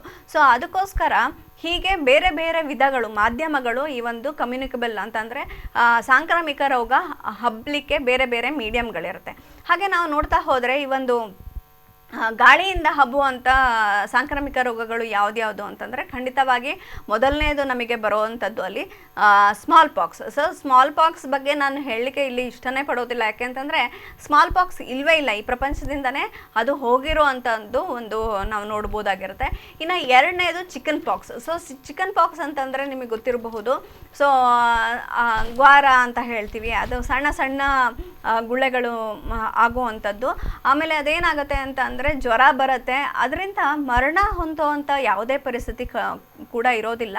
ಆಮೇಲೆ ಒಂದ್ಸತಿ ಅವರಿಗೆ ಇನ್ಫೆಕ್ಷನ್ ಆಯಿತು ಅಂತಂದರೆ ಮತ್ತು ಜೀವಮಾನದಲ್ಲಿ ಸೆಕೆಂಡ್ ಟೈಮ್ ಬರೋದಿಲ್ಲ, ಆದರೂ ಬಂದರೂ ಕೂಡ ತುಂಬ ಕಡಿಮೆ ಪ್ರಮಾಣದಲ್ಲಿ ಬಂದು ಹಾಗೆ ಹೋಗುವಂಥದ್ದನ್ನು ನಾವು ನೋಡ್ಬೋದಾಗಿರುತ್ತೆ. ಆದರೆ ಬಸ್ರಿಯರಿಗೆ ಇದು ಬಂದಾಗ ಮಾತ್ರ ಸಣ್ಣ ಮಕ್ಕಳಿಗೆ ಹೆಚ್ಚು, ಅಂದರೆ ಅವರಿಗೆ ಅಬೋಷನ್ಸ್ ಆಗ್ಬೋದು, ಇದು ಏನು ಅಂತಂದರೆ ಹೊಟ್ಟೆಯಲ್ಲಿರುವಂಥ ಮಗುವಿಗೆ ಏನಾದರೂ ತೊಂದರೆ ಆಗ್ಬೋದು ಅನ್ನೋದನ್ನು ನಾವಿಲ್ಲಿ ನೋಡ್ಬೋದಾಗಿರುತ್ತೆ. ಸೊ ಚಿಕನ್ ಪಾಕ್ಸ್ ಅಷ್ಟೊಂದು ಸೀರಿಯಸ್ ಆಗಿರುವಂಥ ಒಂದು ಕಾಯಿಲೆ ಅಲ್ಲ, ಅದಕ್ಕೆ ಇಮ್ಯುನೈಸೇಷನ್ ಕೂಡ ತುಂಬ ಸೀರಿಯಸ್ ಆಗಿ ಯಾರೂ ಹಿಡ್ದಿಲ್ಲ. ಬಟ್ ಎಲ್ಲರಿಗೂ ಕೂಡ ಜೀವಮಾನದಲ್ಲಿ ಒಂದ್ಸತಿ ಚಿಕನ್ ಪಾಕ್ಸ್ ಬಂದರೆ ಒಳ್ಳೆಯದು, ಯಾಕೆಂದರೆ ಅವರಿಗೆ ಅದಕ್ಕೆ ಇಮ್ಯೂನ್ ಡೆವಲಪ್ ಆಗಿರುತ್ತೆ ಅಂತ ಹೇಳಲಿಕ್ಕೆ ಬಯಸ್ತೇನೆ. ಓಕೆ, ಗಾಳಿಯಿಂದ ಯಾವ್ಯಾವ ಕಾಯಿಲೆಗಳು ಹರಡುತ್ತೆ, ಸೊ ಅದರಿಂದ ಬೇರೆ ಯಾವೆಲ್ಲ ಪರಿಣಾಮಗಳು ಬೀರುತ್ತೆ ಅಂತ ತಿಳಿಸ್ಕೊಟ್ರೆ, ಇನ್ನಷ್ಟು ಪ್ರಶ್ನೆಗಳನ್ನ ನಿಮಗೆ ಕೇಳ್ತೀನಿ. ಅವಾಗಲೇ ಕೆಲವೊಂದು ಮಾಧ್ಯಮಗಳನ್ನ ತಿಳಿಸಿದ್ರೆ, ಯಾವ ಮಾಧ್ಯಮದ ಮುಖಾಂತರ ಸಾಂಕ್ರಾಮಿಕ ರೋಗಗಳು ಹರಡುತ್ತೆ ಅಂತ. ಅದರಲ್ಲಿ ಒಂದು ಗಾಳಿ ಅಂತಾನೆ ಹೇಳ್ಬೋದು. ಗಾಳಿಯಿಂದ ಸಾಕಷ್ಟು ಕಾಯಿಲೆಗಳ ಬಗ್ಗೆ ನೀವು ಮಾಹಿತಿಯನ್ನು ನೀಡ್ತಾ ಇದ್ರೆ, ಪ್ಲೇಗ್ ಬಗ್ಗೆ ಹೇಳಿದ್ರಿ. ಇನ್ನು ಬೇರೆ ಯಾವ್ಯಾವ ಕಾಯಿಲೆಗಳು ಗಾಳಿಯಿಂದ ಹರಡುತ್ತೆ ಹಾಗಾದ್ರೆ? ಸೊ ಪ್ಲೇಗ್ ಬರೋದು ಇದು ಏನು ಅಂತಂದರೆ ಇಲಿಗಳಿಂದ. ಸೊ ಗಾಳಿಯಿಂದ ಬರುವಂಥದ್ದು ಚಿಕನ್ ಪಾಕ್ಸ್, ಅದೇ ಸ್ಮಾಲ್ ಪಾಕ್ಸ್, ಮೀಸಲ್ಸು ಮಮ್ಸು, ಆಮೇಲೆ ಇನ್ಫ್ಲೂಯೆನ್ಸಾ, ಆಮೇಲೆ ರುಬೆಲ್ಲಾ, ಇವುಗಳೆಲ್ಲ ಬರುವಂಥದ್ದು ಗಾಳಿಯಿಂದ ಆಗಿರುತ್ತೆ. ಸೊ ಈ ಚಿಕನ್ ಪಾಕ್ಸ್ ಬಗ್ಗೆ ಹೇಳಿದೆ, ತುಂಬ ನೆಗ್ಲಿಜಿಬಲ್ ಇದರೊಳಗೆ ಬರುವಂಥದ್ದು. ಅದರೊಳಗೆ ಡೆತ್ ರೇಟ್ ತುಂಬ ಕಡಿಮೆ. ಅಂತಂದರೆ ಚಿಕನ್ ಪಾಕ್ಸ್ ಬಂದು ಸತ್ತೋದವ್ರದ್ದು ನೀವು ಲಿಸ್ಟ್ ತೆಗೆದ್ರೆ ಮೋಸ್ಟ್ಲಿ ಒಬ್ಬರು ಇರೋದಿಲ್ಲ, ಅಥವಾ ಅದಕ್ಕೆ ಬೇರೆ ಕಾಂಪ್ಲಿಕೇಶನ್ಸ್ ಆಗಿ ಅವ್ರು ಸತ್ತು ಹೋಗಿರ್ಬೋದು ಹೊರತು ಅವರು ಚಿಕನ್ ಪಾಕ್ಸಿಂದಾನೇ ಸತ್ತಿರೋ ಅಂಥ ದಾಖಲೆಗಳು ತುಂಬ ಕಡಿಮೆ ಇರುತ್ತೆ. ಸೊ ಇನ್ನು ನಾವು ನೆಕ್ಸ್ಟ್ ಹೇಳಿದ್ರೆ, ಈಗ ಚಿಕನ್ ಪಾಕ್ಸ್ ಆಯಿತು, ಸ್ಮಾಲ್ ಪಾಕ್ಸ್ ಆಯಿತು, ಮಮ್ಸ್ ಅಂತಂದರೆ ದಡಾರ. ನಾವೇನೀಗ ನೋಡ್ತೀವಿ ಅದನ್ನು ಮಮ್ಸ್ ಅಂತ ಹೇಳ್ತೀವಿ. ದೊಡ್ಡ ದೊಡ್ಡ ಏನು ಗುಳ್ಳೆಗಳಾಗುತ್ತಲ್ಲ ಅದಕ್ಕೆ ನಾವು ಮಮ್ಸ್ ಅಂತ ಹೇಳ್ತೀವಿ. ಅದರೊಳಗೆ ಮಮ್ಸಲ್ಲಿ ಏನಾಗುತ್ತೆ ಅಂತಂದರೆ ಕೆಮ್ಮು ಕೂಡ ಅದ್ರ ಜೊತೆ ಇರುತ್ತೆ. ಜ್ವರ, ಕೆಮ್ಮು, ಶೀತ, ಅದ್ರ ಜೊತೆಗೆ ದೊಡ್ಡ ದೊಡ್ಡ ಗುಳ್ಳೆಗಳಾಗೋದನ್ನು ನಾವು ನೋಡ್ಬೋದಾಗಿರುತ್ತೆ. ಸೊ ಈ ಒಂದು ಮಮ್ಸ್ ಬಂದರೆ ಖಂಡಿತವಾಗಿ ಇದರೊಳಗೆ ಸಾವಿನ ಒಂದು ರೇಟ್ ಖಂಡಿತ ಇದ್ದೇ ಇರುತ್ತೆ. ಯಾಕೆಂದರೆ ಇವತ್ತಿಗೂ ಕೂಡ ಅದಕ್ಕೆ ಇಮ್ಯುನೈಸೇಷನ್ ಹಿಡಿದಿದ್ರೂ ಕೂಡ ಪ್ರತಿ ಮಕ್ಕಳಿಗೂ ಈ ಒಂದು MMR ಅಂತ ಒಂದು ಚಿಕಿತ್ಸೆಯನ್ನು ಕೊಡ್ತಾರೆ. ಅಂದರೆ ಮೀಸಲ್ಸ್, ಮಮ್ಸ್ ಮತ್ತು ರುಬೆಲಾಕ್ಕೆ ಮೂರೂ ಒಟ್ಟಿಗೆ ಸೇರಿಸಿ ನಮಗೆ ಮಕ್ಕಳಿಗೆ ಇದರ ಒಂದು ಇಮ್ಯುನೈಸೇಷನ್ ವ್ಯಾಕ್ಸಿನೇಷನ್ನ ಹಾಕೋದನ್ನು ನಾವು ನೋಡ್ಬೋದಾಗಿರುತ್ತೆ. ಅಷ್ಟಾದರೂ ಕೂಡ ಮಮ್ಸ್ ಬರೋದನ್ನು ನಾವು ನೋಡ್ಬೋದಾಗಿರುತ್ತೆ.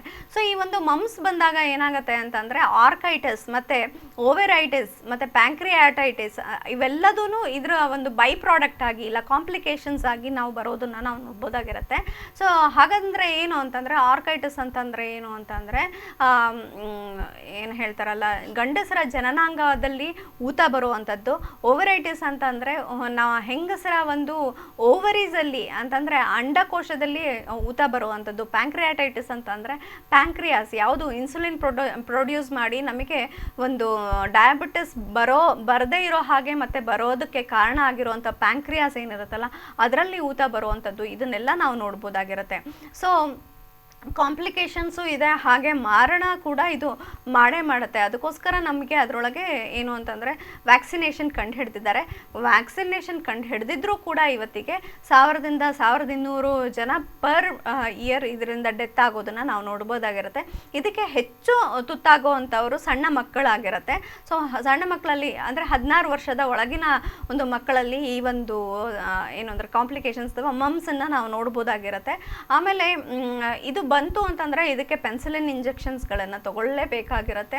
ಹಾಗೆ ಅವರಿಗೆ ಲೈಕ್ ಡೆತ್ ಕೂಡ ಆಗೋವಂಥದ್ದು ಸಂಭವ ಇರುತ್ತೆ.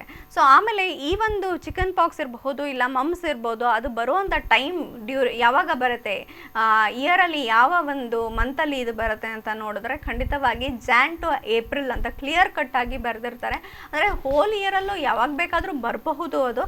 ಆದರೆ ಜಾಸ್ತಿ ನಾವು ನೋಡಿರೋ ಅಂಥದ್ದು ಈ ಜಾನ್ ಟು ಏಪ್ರಿಲಲ್ಲಿ ಹೆಚ್ಚಾಗಿ ಈ ಒಂದು ಕಾಯಿಲೆಯನ್ನು ಕಂಡಿರೋದನ್ನು ನಾವು ನೋಡ್ಬೋದಾಗಿರುತ್ತೆ. ಇನ್ನು ರುಬೆಲ್ಲಾ ಅಂತ ಹೇಳಿದ್ರೆ ಏನು ಅಂತ ಅಂದರೆ ನಮಗೆ ಒಂದು ಕೆಪ್ಪಟ್ರಾಯ ಅಂತ ನಾವೇನು ಹೇಳ್ತೀವಿ ಅದಕ್ಕೆ ರುಬೆಲ್ಲಾ ಅಂತ ಹೇಳ್ತೀವಿ. ಇದನ್ನು ಕೂಡ ಏನು ಅಂತಂದರೆ ಪ್ಯಾರೋಟಿಡ್ ಗ್ಲ್ಯಾಂಡ್ಸ್, ನಮ್ಮ ಎರಡೂ ಕೂಡ ಪ್ಯಾರೋಟಿಡ್ ಗ್ಲ್ಯಾಂಡ್ಸ್ ಅಂದರೆ ಕಿವಿಯ ಕೆಳಗಡೆ ಇರುವಂಥ ಗ್ಲ್ಯಾಂಡ್ಗಳು ಊತ ಬರುವಂಥದ್ದು, ಜ್ವರ ಬರುವಂಥದ್ದು, ಸಿಡಿಯೋ ಅಂಥದ್ದು, ಕೆಲವು ಸತಿ ಅದು ಕಾಂಪ್ಲಿಕೇಶನ್ಸ್ ಆದರೆ ಅದು ಒಡ್ಕೊಳ್ಳೋ ಅಂಥದ್ದನ್ನು ಕೂಡ ನಾವು ನೋಡ್ಬೋದಾಗಿರುತ್ತೆ. ಸೊ ಈ ಒಂದು ಕಾಯಿಲೆ ಬಂತು ಅಂತಂದರೆ ನಾವೇನು ಮಾಡಬೇಕು ಅಂತಂದರೆ ಅಗೇನ್ ಇದಕ್ಕೂ ಕೂಡ ಚಿಕಿತ್ಸೆಗೆ ಹೋಗಬೇಕಾಗತ್ತೆ. ರುಬೆಲ್ಲಾಗೂ ಕೂಡ ನಮಗೆ ಇಮ್ಯುನೈಸೇಷನ್ ವ್ಯಾಕ್ಸಿನೇಷನ್ ಖಂಡಿತವಾಗಿ ಇರುತ್ತೆ. ಸೊ ಇದನ್ನು ಕೂಡ ಕ್ಯೂರ್ ಮಾಡ್ಬೋದಾಗಿರುತ್ತೆ. ಹಾಗೆ ನಾವು ಮುಂದೆ ಹೋಗ್ತಾ ಹೋದರೆ ಇನ್ಫ್ಲೂಯೆನ್ಸಾ ಅನ್ನೋದು ಫ್ಲೂ ಅಂತಂದರೆ ಜ್ವರ, ಅದ್ರ ಜೊತೆಗೆ ಉಸಿರಾಟದ ಕೂಡ ತೊಂದರೆಗಳು ಹೆಚ್ಚಾಗಿ ನಾವು ನೋಡ್ಬೋದಾಗಿರುತ್ತೆ. ತೀವ್ರವಾದ ಜ್ವರ, ಅದ್ರ ಜೊತೆಗೆ ಉಸಿರಾಟದ ತೊಂದರೆ ಆಗುವಂಥದ್ದಕ್ಕೆ ಇನ್ಫ್ಲೂಯೆನ್ಸಾ ಅಂತ ಹೇಳ್ತೀವಿ. ಬರೀ ಫ್ಲೂಗೂ ಕೂಡ ಇನ್ಫ್ಲೂಯೆನ್ಸಾ ಅಂತ ಹೇಳ್ತೀವಿ. ಇದು ಕೂಡ ಸಣ್ಣ ಮಕ್ಕಳಿಗೆ ಬಂದಾಗ ತುಂಬ ಹೈಗ್ರೇಡ್ ಫೀವರ್ ಇದ್ದಾಗ ಅದರಿಂದ ಡೆತ್ಸ್ ಕೂಡ ಆಗ್ಬೋದು. ಸೊ ಇದಕ್ಕೆ ಇಮ್ಯುನೈಸೇಷನ್ ವ್ಯಾಕ್ಸಿನೇಷನ್ ಇದೆಯಾ ಅಂದರೆ ಖಂಡಿತ ಇಲ್ಲ. ಯಾಕೆಂದರೆ ಜ್ವರ ಒಂದೊಂದು ಸತಿ ಒಂದೊಂದು ಥರ ತೀವ್ರಗಳನ್ನು ತಗೊಂಡು ತನ್ನ ರೂಪವನ್ನು ಬದಲಾಯಿಸೋದನ್ನು ನೋಡ್ಬೋದಾಗಿರುತ್ತೆ. ನಿಮಗೆ ನೋಡಿರ್ಬೋದು ವೀಕ್ಷಕರೇ, ಒಂದ್ಸತಿ ಜ್ವರ ಬಂದರೆ ಒಂದಿನ ಬರುತ್ತೆ, ಹೋಗ್ಬಿಟ್ಟಿರುತ್ತೆ. ಒಂದೊಂದು ದಿನ ತುಂಬ ಜಾಸ್ತಿ ಜ್ವರ, 103, 104 ಜ್ವರ ಇರುತ್ತೆ. ಏನೇ ಥರದ್ದು ಶೀತ ಕೆಮ್ಮು ಜ್ವರ ಇರಲ್ಲ, ಮೈಕೈ ನೋವು, ಬೆನ್ನೋವು, ಹೈ ಫೀವರ್ ಇರುತ್ತೆ. ಆಮೇಲೆ ಅದು ಸ್ವಲ್ಪ ದಿನ ಇದ್ದು ಹೋಗುವಂಥದ್ದು. ಇನ್ನು ಲಾಂಗ್ ಟರ್ಮ್ ಈ ಚಿಕನ್ ಗುನಿಯಾ ಎಲ್ಲ ನೋಡಿರ್ಬೋದು ನೀವು. ಚಿಕನ್ ಗುನಿಯಾ ಥರದ ಜ್ವರ ಇನ್ಫ್ಲೂಯೆನ್ಸಾ ಇರುತ್ತೆ. ಅದರೊಳಗೆ ಕೈಕಾಲು ಗಂಟು ನೋವು ಬರುವಂಥದ್ದು, ತಿಂಗಳಾನ್ಗಟ್ಲೆ ಅದರ ಒಂದು ಬೈ ಪ್ರಾಡಕ್ಟ್ಸನ್ನು ನಾವು ಅನುಭವಿಸೋವಂಥದ್ದು. ಸೊ ಈ ಇನ್ಫ್ಲೂಯೆನ್ಸಾ ಇಂಥದ್ದೇ ಒಂದು ರೂಪ ಇರುತ್ತೆ, ಅದಕ್ಕೆ ಇಂಥದ್ದೇ ವೈರಸ್ ಕಾರಣ ಆಗಿರುತ್ತೆ. ಆಮೇಲೆ ಇದಕ್ಕೆ ಇದೇ ಥರ ವ್ಯಾಕ್ಸಿನೇಷನ್ ಕೊಡಬೇಕು ಅಂತ ಖಂಡಿತ ಇವತ್ತಿನವರೆಗೂ ಯಾರೂ ಕಂಡುಹಿಡ್ದಿಲ್ಲ. ಸೊ ಇದನ್ನು ಕೂಡ ಏನು ಅಂತಂದರೆ ನಾವೇ ನಮ್ಮ ಇಮ್ಯುನಿಟಿ ಮೇಲೆ ಅದನ್ನು ಕೋಪ್ ಮಾಡ್ಕೊಳ್ಳೋದನ್ನು ಅಭ್ಯಾಸ ಮಾಡ್ಕೊಳ್ಬೇಕಾಗಿರುತ್ತೆ. ಹಾಗೆ ನಿಮೋನಿಯಾ ಅನ್ನೋದು ಏನು ಅಂತಂದರೆ ನಮ್ಮ ಒಂದು ಉಸಿರಾಟದ ಒಂದು ತೊಂದರೆಯಿಂದ ನಿಮೋನಿಯಾ ಬರುತ್ತೆ. ಸೊ ಈ ಒಂದು ಉಸಿರಾಟದ ತೊಂದರೆ ಯಾಕೆ ಬರುತ್ತೆ ಅಂತಂದರೆ ಇದು ಕೂಡ ವಿಂಟರ್ ಮತ್ತು ರೈನಿ ಸೀಸನಲ್ಲಿ, ಅಂದರೆ ಇದು ಮಳೆಗಾಲ ಮತ್ತು ಚಳಿಗಾಲದಲ್ಲಿ ಹೆಚ್ಚಾಗಿ ಬರೋದನ್ನು ನಾವು ನೋಡ್ಬೋದಾಗಿರುತ್ತೆ. ನಿಮೋನಿಯಾದಿಂದ ಸಾಕಷ್ಟು ಮಕ್ಕಳು ಸಾವನ್ನಪ್ಪೋದನ್ನು ಕೂಡ ನಾವು ನೋಡ್ಬೋದಾಗಿರುತ್ತೆ. 1 ವರ್ಷದ ಒಳಗಿನ, ಇಲ್ಲ ಅಂದರೆ 2 ವರ್ಷದ ಒಳಗಿನ ಮಕ್ಕಳು ಹೆಚ್ಚಾಗಿ ಇದಕ್ಕೆ ತುತ್ತಾಗ್ತಾರೆ. ಯಾಕೆಂತಂದರೆ ಅವರಿಗೆ ಇಮ್ಯೂನ್ ಸಿಸ್ಟಮ್ ಕಡಿಮೆ ಇರುತ್ತೆ, ಕರೆಕ್ಟಾಗಿ ಫೀಡ್ ಮಾಡ್ತಾ ಇಲ್ಲ, ಕರೆಕ್ಟಾದ ಒಂದು ಆಹಾರವನ್ನು ನಾವು ಕೊಡ್ತಾ ಇಲ್ಲ, ಪೌಷ್ಟಿಕವಾದ ಆಹಾರ ತಗೊಳ್ತಾ ಇಲ್ಲ ಅವರು. ಯಾಕೆಂತಂದರೆ ಅಂಥ ಮಕ್ಕಳು ತುಂಬ ಚೂಸಿಯಾಗಿರ್ತಾರೆ. ಈ ಎರಡನೇ ವರ್ಷ 3ನೇ ವರ್ಷದಲ್ಲಿ ಅವರಿಗೆ ಅದು ಬೇಡ, ಇದು ಬೇಡ, ಇದು ಕೊಟ್ಟರೆ ತಿನ್ನಲ್ಲ, ಅದು ಕೊಟ್ಟರೆ ತಿನ್ನಲ್ಲ, ಚಿಪ್ಸು ನೀವು ಪೂರಿ ಅಥವಾ ಏನಾದ್ರು ಕರ್ದಿದ್ದು ಮಾಡಿದ್ರೆ ಅದನ್ನು ತಿಂತಾರೆ, ತರಕಾರಿ ಹಣ್ಣು ತಿನ್ನು ಅಂತಂದರೆ ತಿನ್ನೋದಿಲ್ಲ. ಸೊ ಅವರಿಗೆ ಸಾಕಷ್ಟು ಈ ಒಂದು ಕೊರತೆಗಳನ್ನು ನಾವು ನೋಡ್ಬೋದಾಗಿರುತ್ತೆ. ಅವರಿಗೆ ಪೌಷ್ಟಿಕಾಂಶದಲ್ಲಿ ಕೊರತೆಗಳನ್ನು ಸಾಕಷ್ಟು ನೋಡ್ಬೋದಾಗಿರುತ್ತೆ. ಅವರಿಗೆ ಹೆಚ್ಚು ನಿಮೋನಿಯಾ ಬರುವಂಥದ್ದು. ನಿಮೋನಿಯಾ ಬಂದರೂ ಕೂಡ ಅದಕ್ಕೆ ಕ್ಯೂರ್ ಖಂಡಿತ ಇಲ್ಲ. ನಿಮೋಕೋಕಲ್ ವ್ಯಾಕ್ಸಿನೇಷನ್ಸ್ಗಳು ಇವಾಗ ಬರುತ್ತೆ, ಅದರಲ್ಲೂ ಕೂಡ ನಮಗೆ 100% ಅದು ಬರೋದೇ ಇಲ್ಲ ಅಂತ ಹೇಳಲಿಕ್ಕೆ ಆಗೋದಿಲ್ಲ. ಸೊ ಅದಕ್ಕೋಸ್ಕರ ಈ ಒಂದು ನಿಮೋಕೋಕಲ್ ಏನು ಅಂದರೆ ಇಮ್ಯುನೈಸೇಷನ್ ವ್ಯಾಕ್ಸಿನೇಷನ್ ಹಾಕೋದು ಒಳ್ಳೆಯದು, ಹಾಕಿದ್ರೂ ಕೂಡ ಕೆಲವು ಸತಿ ಪರಿಣಾಮ ಬೀರದೇ ಇರೋದನ್ನು ನಾವು ನೋಡ್ಬೋದಾಗಿರುತ್ತೆ. ಇನ್ನು ಅಕ್ಯೂಟ್ ರೆಸ್ಪಿರೇಟರಿ ಡಿಸ್ಟ್ರೆಸ್ ಅಂತ ಹೇಳ್ತೀನಿ.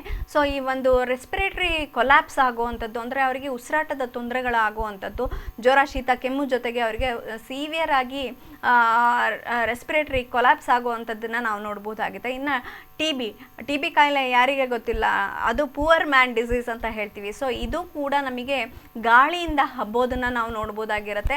ಸೊ ಇದು ಏನು ಅಂತಂದರೆ ನಾವು ಅವ್ರ ಹತ್ರ ಹೋದಾಗ ನಮಗೆ ಬರೋವಂಥದ್ದು. ಸೊ ಟಿ ಬಿ ವಾರ್ಡ್ಗಳಿಗೆ ಹೋದರು, ಟಿ ಬಿ ಪೇಷಂಟ್ಸ್ಗಳನ್ನು ಯಾರು ಮನೇಲಿದ್ದಾರೆ ಅವರಿಗೆ ಸೇವೆಯನ್ನು ಮಾಡ್ತಿದ್ದಾರೆ ಅಂತ ಅಂದರೆ ಅವರು ಪ್ರಿಕಾಷನ್ಸ್ ಅಂತಂದರೆ ಕೈಯನ್ನು ಸರಿಯಾಗಿ ಇದು ಮಾಡಿಕೊಂಡು ಸಾಕಷ್ಟು ಡಿಸ್ಟೆನ್ಸನ್ನು ಮೇಂಟೈನ್ ಮಾಡ್ಕೊಂಡು, ಇವಾಗ ಏನು ಕೊರೋನಾ ವೈರಸ್ಗೆ ಹೇಳ್ತಿದ್ದಾರಲ್ಲ ಮಾಸ್ಕ್ ಧರಿಸಬೇಕು, ಸೋಷಿಯಲ್ ಡಿಸ್ಟೆನ್ಸಿಂಗನ್ನು ಮೇಂಟೈನ್ ಮಾಡಬೇಕು. ಖಂಡಿತವಾಗಿ ಟ್ಯೂಬರ್ಕ್ಯುಲೋಸಿಸ್ಗೂ ಕೂಡ ಇದನ್ನೇ ನಾವು ಮಾಡಬೇಕಾಗಿರುತ್ತೆ. ಸೊ ಟಿ ಬಿ ಬರೀ ನಮಗೆ ಉಸಿರಾಟದಿಂದ ಅಥವಾ ಒಬ್ಬರಿಂದ ಒಬ್ಬರಿಗೆ ಉಸಿರಾಟದಿಂದ ಮಾತ್ರ ಹಬ್ಬತ್ತಾ ಅಂತಂದರೆ ಖಂಡಿತವಾಗಿ ಹಾಗೆ ಹಬ್ಬತ್ತೆ, ಆದರೆ ಹೆಚ್ಚಿನವರಿಗೆ ಅದು ಕಾಣಿಸ್ಕೊಳ್ಳಲ್ಲ.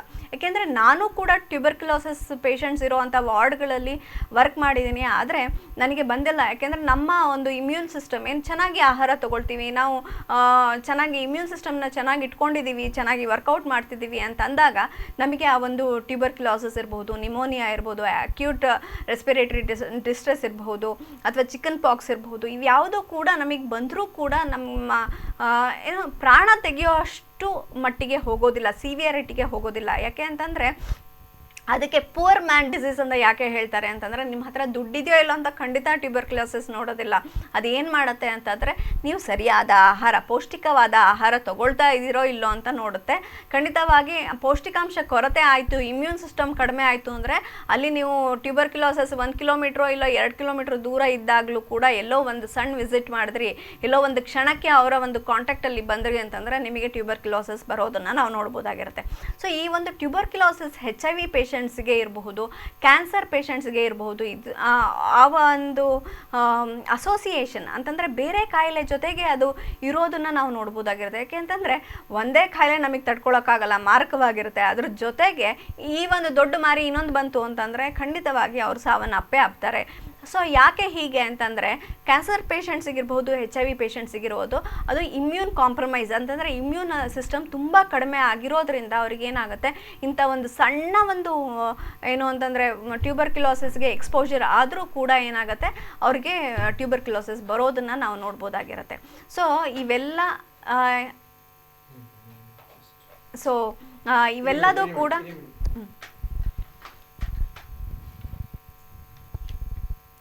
ಕಟ್ಟಾಯ್ತಾ?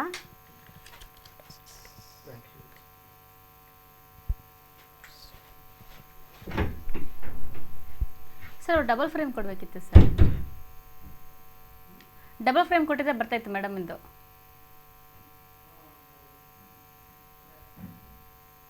Single frame ಕೊಟ್ಬಿಟ್ರಿ. ಅದಕ್ಕೆ ಓಕೆ, ಒಂದೇ ಒಂದು second. So tuberculosis poor man disease ಅಂತ ಯಾಕೆ ಹೇಳ್ತಾರೆ ಅಂದರೆ ಅಲ್ಲಿ ಇಮ್ಯೂನ್ ಸಿಸ್ಟಮ್ ತುಂಬ ಕಡಿಮೆ ಆಗಿರುತ್ತೆ. ಬರೀ ಪುವರ್ ಮ್ಯಾನ್ ಮಾತ್ರ ಅಲ್ಲ, ಸರಿಯಾದ ಪೌಷ್ಟಿಕಾಂಶದ ಆಹಾರವನ್ನು ತಗೊಳ್ಳಿಲ್ಲ ಅಂತ ಮಾತ್ರ ಅಲ್ಲ, ಅವರು ಇನ್ನು ಬೇರೆ ಕಾಯಿಲೆಗಳು, ಕ್ಯಾನ್ಸರ್ ಮತ್ತು HIV ಅಂತ ಮಾರಕ ರೋಗಗಳಿಂದ ಜೂಜಿಸ್ತಿದ್ರೂ ಕೂಡ ಅವರಿಗೆ ಟ್ಯೂಬರ್ಕ್ಯುಲೋಸಿಸ್ ಬರುವಂಥ ಚಾನ್ಸಸ್ ಇರುತ್ತೆ. ಯಾಕೆಂದರೆ ಅವರ ಇಮ್ಯೂನ್ ಸಿಸ್ಟಮ್ ಅಷ್ಟು ಕಡಿಮೆ ಆಗಿರುತ್ತೆ. ಸೊ ಇನ್ನು ಮೆನಿಂಜೈಟಿಸ್ ಅಂತಂದರೆ ಮೆದುಳು ಜ್ವರ ಕೂಡ ಗಾಳಿಯಿಂದ ಹಬ್ಬುವಂಥದ್ದನ್ನು ನಾವು ನೋಡ್ಬೋದಾಗಿರುತ್ತೆ. ಮೆದುಳು ಜ್ವರದಿಂದನೂ ಕೂಡ ಇವಾಗ ವರ್ಷದಲ್ಲಿ ಒಂದು 10,000ದಿಂದ 1,00,000 ಜನ ನಾವು ಸಾಯೋದನ್ನು ನೋಡ್ಬೋದಾಗಿರುತ್ತೆ. ವೆಲ್ ಡೆವಲಪ್ಡ್ ಕಂಟ್ರಿ ಅಂತಂದರೆ ಅವರಿಗೆ ಆರ್ಥಿಕ ಪರಿಸ್ಥಿತಿ ತುಂಬ ಚೆನ್ನಾಗಿದೆ ಆ ದೇಶದಲ್ಲಿ ಅಂತ ಅಂದರೂ ಕೂಡ ಈ ಒಂದು ಮೆನಿಂಜೈಟಿಸ್ ಸಾವನ್ನು ಮಾಡ್ತಾ ಇರೋವಂಥದ್ದು ಎಲ್ಲ ಒಂದು ಡೆವಲಪ್ಡ್ ಆ್ಯಂಡ್ ಅಂಡರ್ ಡೆವಲಪ್ಡ್ ಆಮೇಲೆ ಡೆವಲಪಿಂಗ್ ಕಂಟ್ರಿ ಏನೇನಿದೆಯಲ್ಲ ಅವೆಲ್ಲ ಕಂಟ್ರಿಯಲ್ಲೂ ಕೂಡ ಮೆನಿಂಜೈಟಿಸ್ ತುಂಬ ಮಾರಕವಾಗಿ ಇರೋದನ್ನು ನಾವು ನೋಡ್ಬೋದಾಗಿರುತ್ತೆ. ಇನ್ನು ವೂಫಿಂಗ್ ಕಫ್ ಅಂತಂದರೆ ನಾಯಿ ಕೆಮ್ಮು, ಇದು ಯಾರಿಗೆ ಗೊತ್ತಿಲ್ಲ, ಎಲ್ಲರಿಗೂ ಗೊತ್ತಿರೋದೆ. ಇದು ಏನು ಅಂತಂದರೆ ಸೌಂಡ್ ರೆಸೋನೆನ್ಸ್ ಮಾಡ್ಕೊಂಡು ಒಹು ಅಂತ ಕೆಮ್ಮು ಅಂಥದ್ದು ಏನಿರುತ್ತೆ, ಇದು ಕೂಡ ಸಣ್ಣ ಮಕ್ಕಳಿಗೆ ಬರುವಂಥದ್ದು. ಇದು ಕೂಡ ಗಾಳಿಯಿಂದ ಹರಡಿ ಬರುವಂಥದ್ದು. ಆವಾಗ ರೆಸ್ಪಿರೇಟರಿ ಕೊಲ್ಯಾಪ್ಸ್ ಆಗಿ ಅಂಥವ್ರು ವೂಫಿಂಗ್ ಕಫ್ ಬಂದಾಗ ಅವರು ಸಾವನ್ನು ಅಪ್ಬೋದಾಗಿರುತ್ತೆ. ಸೊ ಈ ಒಂದು ಉಸಿರಾಟದ ತೊಂದರೆ ಏನು ಇವು 3 ಹೇಳಿದೆ, ನಿಮೋನಿಯಾ, ವೂಫಿಂಗ್ ಕಫ್ ಮತ್ತು ಅಕ್ಯೂಟ್ ರೆಸ್ಪಿರೇಟರಿ ಡಿಸ್ಟ್ರೆಸ್, ಇವು 3 ಕೂಡ ತುಂಬ ಸಿವಿಯರ್ ಆಗಿರುತ್ತೆ. ನಿಮಗೆ ಗೊತ್ತಾಗಲ್ಲ ಹೇಗೆ ಅಂದರೆ ಜ್ವರ, ಶೀತ, ಕೆಮ್ಮು ನಾರ್ಮಲ್ ಆಗಿದೆಯೋ ಅಥವಾ ಇದು ನಿಮೋನಿಯಾ ಮತ್ತು ಅಕ್ಯೂಟ್ ರೆಸ್ಪಿರೇಟರಿ ಡಿಸ್ಟ್ರೆಸ್ ಅಂತ ಗೊತ್ತಾಗಲ್ಲ. ಯಾಕೆಂತಂದರೆ 2 ವರ್ಷದ ಒಳಗಿನ ಮಕ್ಕಳು ಇರ್ತವೆ, ಅವಕ್ಕೆ ಹೇಳೋಕ್ಕಾಗಲ್ಲ, ನನಗೆ ಉಸಿರಾಟಕ್ಕೆ ತೊಂದರೆ ಆಗ್ತಿದೆ ಅಂತ ಹೇಳೋಕ್ಕಾಗಲ್ಲ. ಆದರೆ ನಿಮಗೂ ಕೂಡ ಅದನ್ನು ಅರ್ಥ ಮಾಡ್ಕೊಳ್ಳುವಂಥ ನಾಲೆಡ್ಜ್ ಇರಲ್ಲ. ಆವಾಗ ವೀಕ್ಷಕರೇ ಒಂದು ತುಂಬ ಕೀ ಪಾಯಿಂಟ್ ಇದರೊಳಗೆ ಹೇಳ್ತೀನಿ, ಏನು ಅಂತಂದರೆ ಅವರ ಉಸಿರಾಟವನ್ನು ಲೆಕ್ಕ ಮಾಡಬೇಕು ನೀವು. ಆವಾಗ ಏನು ಅಂತಂದರೆ 1 ನಿಮಿಷಕ್ಕೆ ಎಷ್ಟು ಉಸಿರಾಟ ಆಡ್ತಾ ಇದ್ದಾರೆ ಅಂತ. ಸಾಮಾನ್ಯವಾಗಿ ಮಕ್ಕಳು 30ರಿಂದ 40 ಉಸಿರಾಟ ಪರ್ ಮಿನಿಟ್ ನಾವು ನೋಡ್ಬೋದಾಗಿರುತ್ತೆ. ಸೊ ಅದಕ್ಕಿಂತ ಹೆಚ್ಚು 60, 70, 80 ಉಸಿರಾಟ ಆಡ್ತಾ ಇದ್ದಾರೆ ಅಂತಂದರೆ ಖಂಡಿತವಾಗಿ ಅವರಿಗೆ ಉಸಿರಾಟದಲ್ಲಿ ತೊಂದರೆ ಆಗ್ತಾ ಇದೆ, ಅವರು ಸರಿಯಾಗಿ ನಿದ್ದೆ ಮಾಡ್ತಿಲ್ಲ, ಅವರಿಗೆ ಡಿಸ್ಕಂಫರ್ಟ್ಸ್ ಇದೆ ಅಂತಂದರೆ ಖಂಡಿತವಾಗಿ ನೀವು ಬರೀ ಕೆಮ್ಮು, ಇದು ಶೀತ ಅಂತ ಹೇಳಿಬಿಟ್ಟು ಮನೆಯಲ್ಲೇ ಇರೋವಂಥದ್ದೆಲ್ಲ, ಖಂಡಿತವಾಗಿ ಡಾಕ್ಟರ್ ಶಾಪಿಗೆ ಕರ್ಕೊಂಡು ಹೋಗಬೇಕಾಗಿರುತ್ತೆ. ಅದ್ರ ಜೊತೆಗೆ ಮಲಗಿದಾಗ ಅವರಿಗೆ ರೆಸೋನೆನ್ಸ್ ಬರ್ತದೆ, ಅಂದರೆ ಝೊಯ್ ಅಂತ ಹೇಳಿಬಿಟ್ಟು ಅವ್ರಿಗೆ ವಾಯ್ಸ್ ಸೌಂಡ್ಗಳು ಬರ್ತಾ ಇದೆ ಅಂತ ಅಂದಾಗ ಖಂಡಿತವಾಗಿ ಅವ್ರನ್ನ ನೀವು ಡಾಕ್ಟರ್ ಹತ್ರ ಕರ್ಕೊಂಡು ಹೋಗಬೇಕಾಗಿರುತ್ತೆ. ಎಂಥ ನಡು ರಾತ್ರಿ 1 ಗಂಟೆ 2 ಗಂಟೆ ಆಗಿದ್ರೂ ಕೂಡ ಇವಾಗ ಕರ್ಕೊಂಡು ಹೋಗ್ಲಾ, ಬೆಳಗ್ಗೆ ಕರ್ಕೊಂಡು ಹೋಗ್ಲಾ ಅಂತ ಯೋಚನೆ ಮಾಡದೆ ತಕ್ಷಣ ನೀವು ಕರ್ಕೊಂಡು ಹೋಗೋದು ತುಂಬ ಒಳ್ಳೆಯದಾಗಿರುತ್ತೆ. ಹಾಗೆ ಕ್ರೆಪಿಟೇಷನ್ಸ್ ಅಂತಂದರೆ ಹೀಗೆ ಅಲ್ಲಿ ಸೌಂಡ್ ಇರುತ್ತೆ, ಘರ್ಷಣೆ ಥರ ಕರ ಕರ ಕರ ಅಂತ ಉಸಿರಾಡಬೇಕಾದ್ರೆ ಅದಿದ್ದಾಗಲೂ ಕೂಡ ನೀವು ಕರ್ಕೊಂಡು ಹೋಗಬೇಕಾಗಿರುತ್ತೆ. ಆಮೇಲೆ ನೀವು ಆ ಮಗುವನ್ನು ಸರಿಯಾಗಿ ವೀಕ್ಷಣೆ ಮಾಡಿದಾಗ ಅದು ಉಸಿರಾಡಲಿಕ್ಕೆ ಕಷ್ಟಪಡ್ತು ಇರೋದು, ಅಂದರೆ ಎಳ್ಕೊಳ್ತಾ ಇರೋದು, ಆ ಒಂದು ಉಸಿರನ್ನು ಎಳ್ಕೊಳ್ತಾ ಇರೋದನ್ನು ನಾವು ನೋಡ್ಬೋದಾಗಿರುತ್ತೆ. ಆ ಎಳ್ಕೊಳ್ತಾ ಕಷ್ಟಪಡ್ತಾ ಇದೆ, ಆಮೇಲೆ ತುಂಬ ತೀವ್ರವಾಗಿ ಅಂತಂದರೆ ಆ ಉಸಿರಾಟದ ಗತಿ ತುಂಬ ಫಾಸ್ಟ್ ಇದೆ. 60 ರೆಸ್ಪಿರೇಷನ್ ಅಂತಂದರೆ 60 ಉಸಿರಾಟ 1 ನಿಮಿಷಕ್ಕೆ ಆಡ್ತಾ ಇದೆ. ಸುಯ್ ಅಂತ ಸೌಂಡ್ ಬರ್ತಾ ಇದೆ, ಆಮೇಲೆ ಪರ ಅಂತ ಶಬ್ದ ಬರ್ತಾ ಇದೆ, ಹೀಗೆ ಕಷ್ಟಪಟ್ಟು ಹೇಳ್ಕೊಳ್ತಾ ಇದೆ ಅಂತಂದರೆ ತಡ ಮಾಡದೆ ನೀವು ಆಸ್ಪತ್ರೆಗೆ ಓಡೋದು ತುಂಬ ಒಳ್ಳೆಯದಾಗಿರುತ್ತೆ. ಸೊ ಇವೆಲ್ಲದೂ ಕೂಡ ಈ ಒಂದು ರೆಸ್ಪಿರೇಟರಿ ಪ್ರಾಬ್ಲಮನ್ನು ನಾವು ಎಷ್ಟು ಬೇಗ ಅಟೆಂಡ್ ಮಾಡ್ತೀವಿ ಅಷ್ಟು ಬೇಗ ಅದನ್ನು ಕ್ಯೂರ್ ಮಾಡ್ಬೋದಾಗಿರುತ್ತೆ. ಬಿಟ್ಟಾಗ ಏನಾಗುತ್ತೆ, ಅವರ ಒಂದು ಶ್ವಾಸಕೋಶ ಕೊಲ್ಯಾಪ್ಸ್ ಆಗೋದನ್ನು ನೋಡ್ಬೋದಾಗಿರುತ್ತೆ, ಸಾವನ್ನಪ್ಪೋದು ಅಂತನೂ ಕೂಡ ನಾವು ನೋಡ್ಬೋದಾಗಿರುತ್ತೆ. ಹೆಚ್ಚಿನದಾಗಿ ಚಳಿ ಮತ್ತು ಮಳೆಗಾಲದಲ್ಲಿ ಇದು ಹೆಚ್ಚಾಗಿರುತ್ತೆ. ಆವಾಗ ನಮ್ಮ ಮಕ್ಕಳಿಗೆ ಥಂಡಿಯ ಪದಾರ್ಥವನ್ನು ಕೊಡುವಂಥದ್ದು, ಗಾಳಿಯಲ್ಲಿ ಬಿಡುವಂಥದ್ದು, ಆಮೇಲೆ ಬಸ್ನಲ್ಲಿ ಹೋಗ್ತಾ ಇದ್ದಾರೆ ಅಂತಂದರೆ ಗಾಳಿ ಪಕ್ಕದಲ್ಲಿ ಕೂತ್ಕೊಂಡು ಬಸ್ನಲ್ಲಿ ಕಳಿಸೋವಂಥದ್ದು, ಆಮೇಲೆ ಮಳೆಯಲ್ಲಿ ಎಕ್ಸ್ಪೋಸ್ ಆಗುವಂಥದ್ದು, ಇವನ್ನೆಲ್ಲ ಮಾಡದೆ ಮಕ್ಕಳನ್ನ ಆದಷ್ಟು ಬೆಚ್ಚಗೆ ಇಡುವಂಥದ್ದು ಮತ್ತು ಪೌಷ್ಟಿಕ ಆಹಾರವನ್ನು, ಬಿಸಿ ಬಿಸಿಯಾದ ಆಹಾರವನ್ನು ಸೇವನೆ ಮಾಡಲಿಕ್ಕೆ ಕೊಡುವಂಥದ್ದು ಬಹಳ ಮುಖ್ಯವಾಗಿರುತ್ತೆ. ಇಲ್ಲಿ ಇಮ್ಯೂನ್ ಸಿಸ್ಟಮ್ ತುಂಬ ಸ್ಟ್ರಾಂಗ್ ಆಗಿದ್ದಾಗ ಮಾತ್ರ ಮಕ್ಕಳು ಅದರ ವಿರುದ್ಧ ಹೋರಾಡಲಿಕ್ಕೆ ಸಾಧ್ಯ ಆಗಿರುತ್ತೆ. ಸೊ ಇವೆಲ್ಲ ಮಾರಕ ರೋಗಗಳು ಯಾವುದು ಏನು ಅಂತಂದರೆ ಈ ಒಂದು ಏರ್ಬೋರ್ನ್ ಅಂತಂದರೆ ಗಾಳಿಯಿಂದ ಬರುವಂಥ ಎಲ್ಲ ರೋಗಗಳು ಕೂಡ ಮಕ್ಕಳಿಗೆ ಹೆಚ್ಚು ಕಾಡುವಂಥದ್ದು. ವೀಕ್ಷಕರೇ ಗಮನದಲ್ಲಿಟ್ಕೊಳ್ಳಿ, ಖಂಡಿತವಾಗಿ ಮಕ್ಕಳನ್ನು ನೀವು ಎಷ್ಟು ಜೋಪಾನ ಮಾಡ್ತೀರಾ ಆವಾಗ ಅವರ ಇಮ್ಯೂನ್ ಸಿಸ್ಟಮ್ ಡೆವಲಪ್ ಆಗುತ್ತೆ. ಅವರಿಗೆ ಪೌಷ್ಟಿಕಾಂಶದ ಆಹಾರವನ್ನು ಕೊಡಿ. Bread, biscuit, bun, pizza, burger, ಪಾನಿಪುರಿಗಳನ್ನು ಆದಷ್ಟು ಅವಾಯ್ಡ್ ಮಾಡಿ. ಮನೆಯಲ್ಲಿ ಹಲ್ವಾಗಳನ್ನು, ಸ್ವೀಟ್ಸ್ಗಳನ್ನು ಮತ್ತು ತರಕಾರಿಗಳನ್ನು ಹೆಚ್ಚೆಚ್ಚು ಕೊಡಿ. ಅದ್ರ ಬಗ್ಗೆ ಎಜುಕೇಟ್ ಮಾಡಿ. ಇದನ್ನು ಮಾಡಿದಾಗ, ಇದನ್ನು ನೀವು ತಿಂದಾಗ ನೀವು ಆರೋಗ್ಯವಂತರಾಗಿರಬಹುದು ಅಂತ ಹೇಳಿಬಿಟ್ಟು ಮಕ್ಕಳಿಗೆ ಎಜುಕೇಟ್ ಮಾಡೋದ್ರಿಂದ ಅವರು ತಿನ್ನಲಿಕ್ಕೆ ಸ್ಟಾರ್ಟ್ ಮಾಡ್ತಾರೆ. ಅದಕ್ಕೆ ನೀವು ಗಿಡವಾಗಿ ಬಗ್ಗದ್ದು ಮರವಾಗಿ ಬಗ್ಗೀತೆ ಅಂತ ಇವತ್ತು ಮಕ್ಕಳಿಗೆ ಆ ಒಂದು ಇದನ್ನು ಕೊಡಲಿಲ್ಲ, ಆ ಒಂದು ಬುದ್ಧಿಯನ್ನು ಕೊಡಲಿಲ್ಲ ಅಂದರೆ ಖಂಡಿತವಾಗಿ ನಾಳೆ ಹೋಗಿ ಅವರು ಆ ಜಂಕ್ಸನ್ನೇ ತಿಂತಾರೆ. ನೆಕ್ಸ್ಟ್ ಅವರು ಮತ್ತೊಂದು ತೊಂದರೆಗಳಿಗೆ, ಇವಾಗ ಅವ್ರು ಸಾಂಕ್ರಾಮಿಕ ರೋಗಕ್ಕೆ ತುತ್ತಾಗಲಿಲ್ಲ ಅಂದರೆ ನೆಕ್ಸ್ಟ್ ಅವರು ಲೈಫ್ ಸ್ಟೈಲ್ ಡಿಸಾರ್ಡರ್ಸ್ಗಳಾದ ಡಯಾಬಿಟಿಸ್ ಇರ್ಬೋದು, PCOD ಇರ್ಬೋದು, ಒಬೆಸಿಟಿ ಇರ್ಬೋದು, ಅಥವಾ ಲಿವರ್ ಸಿರೋಸಿಸ್ ಇರ್ಬೋದು, ಇದಕ್ಕೆ ಅವರು ಒಳಗಾಗ್ತಾರೆ. ಪ್ಯಾಂಕ್ರಿಯಾಟೈಟಿಸ್ ಇರ್ಬೋದು. ಸೊ ಅದಕ್ಕೆ ಖಂಡಿತವಾಗಿ ಮಕ್ಕಳನ್ನ ಜೋಪಾನ ಮಾಡಬೇಕು, ಎಜುಕೇಟ್ ಮಾಡಬೇಕು. ಎಜುಕೇಟ್ ಮಾಡೋ ಅಂಥದ್ದು ಅಂತಂದರೆ ನಾವು ಸರಿಯಾದ ಒಂದು ಮಾರ್ಗ, ಲೈಫ್ ಸ್ಟೈಲನ್ನು ಅವ್ರಿಗೆ ಸರಿಯಾದ ಒಂದು ಲೈಫ್ ಸ್ಟೈಲನ್ನು ಅವರಿಗೆ ಗೈಡ್ ಮಾಡಿದಾಗ ಮಾತ್ರ ಆರೋಗ್ಯವಂತವಾದ ಮಕ್ಕಳು ನಮಗೆ ಸಿಗುತ್ತೆ. ಹಾಗೆ ಇಮ್ಯೂನ್ ಸಿಸ್ಟಮ್ಮು ಡೆವಲಪ್ ಆಗ್ತಾ ಹೋಗುತ್ತೆ. ಇವತ್ತು ನೀವು ನೋಡಿರ್ಬೋದು, ಕೊರೋನಾ ವೈರಸ್ಸಿಗೆ ಎಲ್ಲರೂ ಬೆಟ್ ಮಾಡಿ ತೋರಿಸ್ತಾ ಇರೋದು ಯಾರಿಗೆ ಇಮ್ಯೂನ್ ಸಿಸ್ಟಮ್ ಇದೆ ಅವರಿಗೆ ಮಾತ್ರ ಬರ್ತಾ ಇಲ್ಲ. ಅಂದು ಬಂದರೂ ಕೂಡ ಅದರಿಂದ ಹೊರಗೆ ಬರ್ತಾ ಇರೋರು ಇಮ್ಯೂನ್ ಸಿಸ್ಟಮ್ ಸ್ಟ್ರಾಂಗ್ ಆಗಿರೋರು. ಯಾಕೆಂತಂದರೆ ವೃದ್ಧರಿಗೆ ಮತ್ತು ಬಾಲಕರಿಗೆ, ಅಂದರೆ ಸಣ್ಣ ಮಕ್ಕಳಿಗೆ ಇದು ಬಂದರೆ ಅವರನ್ನು ಜೀವ ತಗೊಂಡೇ ಹೋಗುತ್ತೆ. ಯಾಕೆ ಅವರಿಗೆ ಇಮ್ಯೂನ್ ಸಿಸ್ಟಮ್ ಕಡಿಮೆ ಇರುತ್ತೆ. ಯುವ ಜನತೆಗೆ ಇದು ಬಂದರೂ ಕೂಡ ಗುಣಮುಖರಾಗ್ತಾ ಇದ್ದಾರೆ, ಯಾಕೆಂದರೆ ಅವರಿಗೆ ಇಮ್ಯೂನ್ ಸಿಸ್ಟಮ್ ಚೆನ್ನಾಗಿದೆ ಅಂತ ಅಂದ್ಬಿಟ್ಟು.